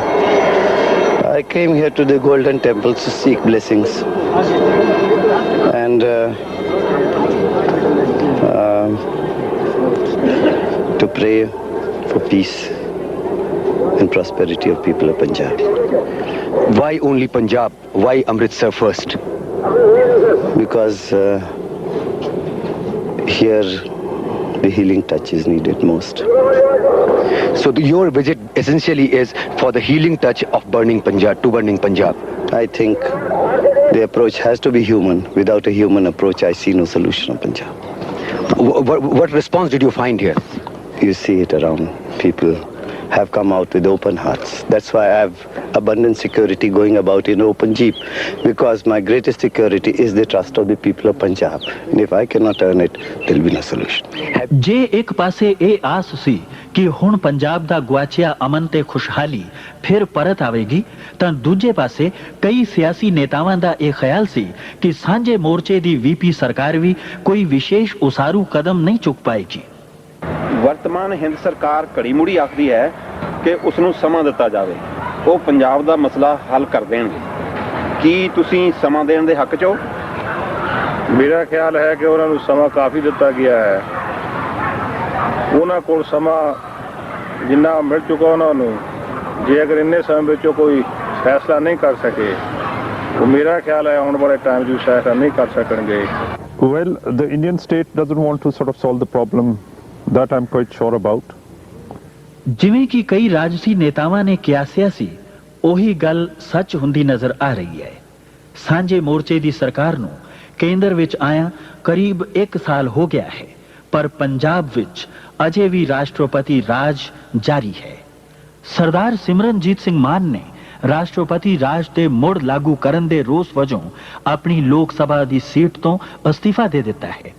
ਉਹਨਾਂ ਕੇਂਦਰ ਦੀ ਇਸ ਕਾਰਵਾਈ ਨੂੰ लोकतंत्र दा कत्ल किया है। अब इस बार भी हमारी नीयत बिल्कुल साफ है। प्रधानमंत्री ने हम व्यक्तिगत रूप से हम लोग ये एक्सटेंशन के पक्ष में नहीं थे। क्या लोग ये पंजाब के महसूस नहीं करेंगे कि हमें केंद्र सरकार इंसाफ नहीं देना चाहती या हमें संवैधानिक ढांचे में वो चलने नहीं देना चाहती? उसमें प्रधानमंत्री ने पार्लियामेंट में कहा कि हमारा जीवन का, उन्होंने कहा कि गलतियां छोटी बड़ी होती हैं, लेकिन उन्होंने कहा कि जो जीवन का हमारा सबसे बड़ा जो गलती, सबसे बड़ी गलती हुई, वो सबसे बड़ी गलती ये हुई कि हमने पंजाब में शुरू में ही चुनाव नहीं करवाया, और उसके लिए उन्होंने अपने को कहा कि दोषी हैं। 1984 ਵਿੱਚ दंगा ਕਰਨ ਵਾਲੇ ਲੋਕ ਅਜੇ ਤੱਕ ਉਂਝ ਦੇ ਉਂਝ ਹੀ ਦਿੱਲੀ ਦੀਆਂ ਸੜਕਾਂ ਤੇ ਦਨਾਂਦੇ ਫਿਰ ਰਹੇ ਹਨ। यहाँ एक कांग्रेस के नेता हैं दिल्ली में, उस समय वो यहाँ एमपी थे, लोकसभा के मेंबर सज्जन कुमार, उसके नाम पर वो सरकारी कमेटी ने कहा है अपने रिपोर्ट में कि हमारे पास साबुत है कि ये सज्जन, और भी लोग हो सकते हैं, लेकिन पहले एक सज्जन कुमार को उन्होंने साफ साफ कहा है कि उसने खुद लोगों को भड़काया, उनको रुपया दिया, उनको शराब पिलाया ताकि वो जाके बेकसूर सिखों के ऊपर हमला करे, और ये सज्जन कुमार के नाम पर फौरन मुकदमा चलाया जाए और उसको सजा दिया जाए। लिखा है, कहा है, लेकिन आज तक वो सज्जन कुमार साहब इधर घूम रहे हैं बड़े मजे में। विधवा औरतां ते धर्मी फौजियां दे मसले पहला वांग ही लटक रहे हैं। जिस हद तक मैं समझता हूं कि जो धर्मी भावना की वजह से उन्होंने जो कुछ जुर्म किया भी, कानून का उल्लंघन हुआ है, उनको माफ करना चाहिए। क्योंकि जब भी द रिलीजियस साइके उसको जब भी जख्म होता है तो फिर उस इंसान को आप सजा नहीं दे सकते। उनमें फौजियों के मसले भी हैं। तो मेरा ख्याल है कि हमको चंद इंसानों को छोड़कर सबके लिए जनरल एमनेस्टी जरूर करना पड़ेगा और करना चाहिए। ਇਹਨਾਂ ਦਾ ਫਰਜ਼ ਬਣਦਾ ਸੀ, ਜ਼ਿੰਮੇਵਾਰੀ ਬਣਦੀ ਸੀ ਕਿ ਉਹ ਸਮਝੌਤੇ ਨੂੰ ਇਹਨਾਂ ਬਿਨੇ ਲਾਗੂ ਕਰਦੇ, ਚੰਡੀਗੜ੍ਹ ਸਮੇਂ ਸਿਰ ਦੇ ਦਿੱਤਾ ਜਾਂਦਾ, ਪਾਣੀਆਂ ਦਾ ਸਹੀ ਫੈਸਲਾ ਹੁੰਦਾ, ਇਲਾਕਿਆਂ ਦੀ ਵੰਡ ਸਹੀ ਹੁੰਦੀ, ਹੋਰ ਜੋ ਗੱਲਾਂ ਆਖੀਆਂ ਸਨ ਉਹਦੇ ਵਿੱਚ ਉਹ ਪੂਰੀਆਂ ਹੁੰਦੀਆਂ। ਹੁਣ ਲੋਕਾਂ ਦੇ ਮਨਾਂ ਵਿੱਚ ਕਈ ਤਰ੍ਹਾਂ ਦੇ ਪ੍ਰਸ਼ਨ ਹਨ, ਸੁਝਾਅ ਹਨ ਅਤੇ ਆਪੋ ਆਪਣੀ ਸੋਚ ਦੇ ਅਨੁਸਾਰ ਪੰਜਾਬ ਮਸਲੇ ਨੂੰ ਹੱਲ ਕਰਨ ਦੇ ਤਰਕ ਦੇ ਰਹੇ ਹਨ। ਇਹਦਾ ਹੱਲ ਤਾਂ ਮੈਂ ਜਿਵੇਂ ਪਹਿਲਾਂ ਦੱਸਿਆ ਵੀ ਪੰਜਾਬ ਮਸਲੇ ਨੂੰ ਸਿੱਖ ਮਸਲਾ ਬਣਾ ਕੇ ਜਦੋਂ ਕੋਈ ਸਰਕਾਰ ਜਾਂ ਦੇਸ਼ ਵਾਲੇ ਸੋਚਣਗੇ ਔਰ ਉਹ ਸਿੱਖਾਂ ਨੂੰ ਸੰਤੁਸ਼ਟ ਕਰਨ ਵਾਲੇ ਪਾਸੇ ਤੁਰਨਗੇ, ਸਿੱਖਾਂ ਵਿੱਚ ਇੱਕ ਵਹਿਮ ਜਿਹੜਾ 40 ਸਾਲ ਦਾ ਵਹਿਮ ਹੀ ਨਹੀਂ ਬਲਕਿ ਹਕੀਕਤ ਜਿਹੜੀ ਪੈਦਾ ਹੋ ਗਈ ਉਹਨਾਂ ਦੇ ਹਿਰਦਿਆਂ 'ਚ ਵੀ ਸਾਡਾ ਅਸੀਂ ਇੱਥੇ ਨੰਬਰ 2 ਦਾ ਸਾਡੇ ਨਾਲ ਵਰਤਾਅ ਹੋ ਰਿਹਾ, ਨੰਬਰ 2 ਦੇ ਸ਼ਹਿਰੀ ਦਾ, ਉਹਨੂੰ ਦੂਰ ਕਰਨ ਲਈ ਜਦੋਂ ਸਰਕਾਰ ਮਨ ਬਣਾ ਲਏਗੀ ਉਦੋਂ ਮਸਲਾ ਹੱਲ ਹੋ ਜੀ। ਲੋਕੀ ਕਹਿੰਦੇ ਪੰਜਾਬ ਦਾ ਮਸਲਾ ਹੈ ਹੀ ਕੋਈ ਨਹੀਂ, ਪੰਜਾਬ ਦਾ ਕੋਈ ਮਸਲਾ ਨਹੀਂ, ਮਸਲਾ ਅਕਾਲੀਆਂ ਦਾ ਹੈ। ਜੱਸ਼ ਵਰਗੇ ਸਾਰੇ ਬੰਦੇ ਖਿਲਾਰ ਕੇ ਗੋਲੀ ਮਾਰ ਦੇਣੀ ਚਾਹੀਦੀ ਹੈ, ਕਿਉਂਕਿ ਇਹ ਬਕਵਾਸ ਕਰਨ ਤੋਂ ਹਟੇ ਹੀ ਨਹੀਂ ਗਏ ਔਰ ਇਹਨਾਂ ਲੋਕਾਂ ਦੀ ਪੈਦਾ ਕੀਤੀ ਹੋਈ ਸਾਰੀ ਸਮੱਸਿਆ। Crux of the problem is economic. It's the educated unemployed. They are the people who are really manning the terrorist groups. If there were massive employment of them in the army, police, anywhere, or industrialization of the Punjab, I think the Punjab problem would be solved. Do you think that economic packages can satisfy political aspirations? There is unemployment.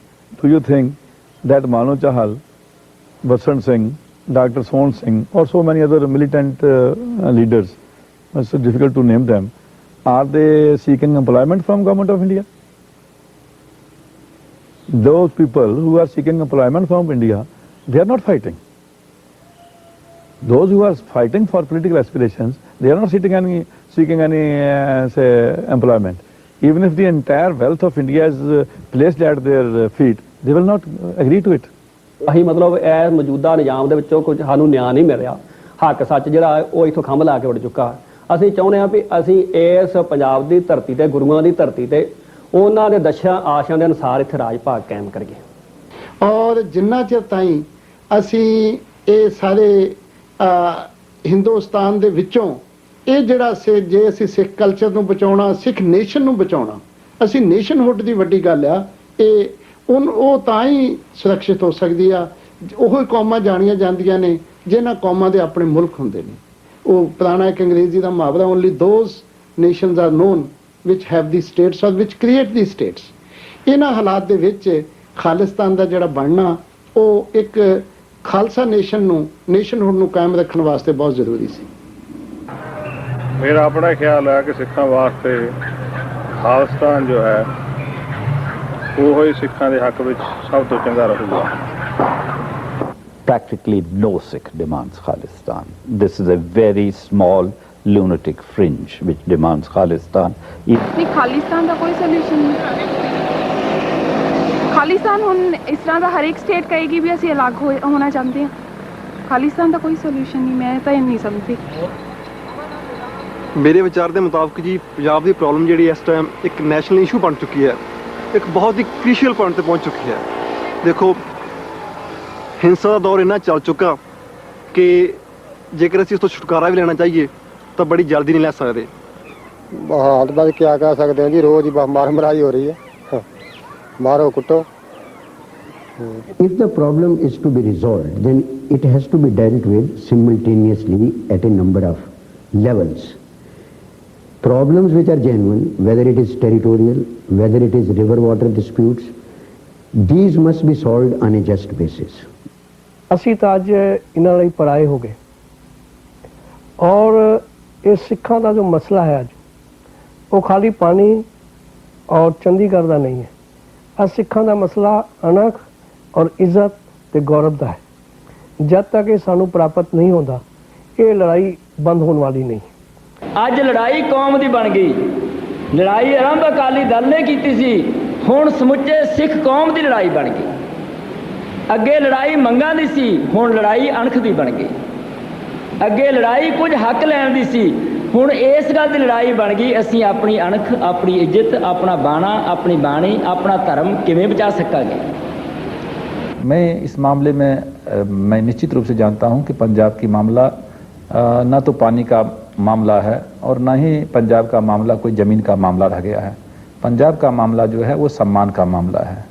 चूँकि जो number देश का एक number का नागरिक माना जाता था, जिसको सरदार कहा जाता था, जो पगड़ी सर को ऊंचा करके चलता था, उसको इस नौबत पर पहुंचा दिया गया कि वो उसको सर झुका करके चलने की बारी आने लगी। ਸਮਾਂ ਬੀਤ ਰਿਹਾ ਹੈ। ਪੰਜਾਬ ਮਸਲੇ ਦੀ ਤਾਣੀ ਦਿਨ ਬਦਿਨ ਹੋਰ ਉਲਝਦੀ ਤੇ ਗੰਭੀਰ ਹੁੰਦੀ ਚਲੀ ਜਾ ਰਹੀ ਹੈ। ਪੰਜਾਬ ਦੇ ਖਾੜਕੂ ਨੌਜਵਾਨ ਆਪਣਾ ਸਭ ਕੁਝ ਦਾਅ ਤੇ ਲਾਈ ਬੈਠੇ ਹਨ। ਜੋ ਕਰਨਾ ਹੈ ਜਲਦੀ ਕਰਨ ਦੀ ਲੋੜ ਹੈ। ਦੇਸ਼ ਦੇ ਰਾਜਸੀ ਨੇਤਾ ਤੇ ਸਿਆਸੀ ਪਾਰਟੀਆਂ ਕੁੰਭ ਕਰਨ ਦੀ ਨੀਂਦ ਸੁੱਤੀਆਂ ਪਈਆਂ ਹਨ। ਕਿਤੇ ਅਜਿਹਾ ਨਾ ਹੋਵੇ ਕਿ ਜਦੋਂ ਤੱਕ ਇਹਨਾਂ ਦੀ ਜਾਗ ਖੁੱਲੇ ਪਾਣੀ ਸਿਰਾਂ ਤੋਂ ਲੰਘ ਚੁੱਕਾ ਹੋਵੇ।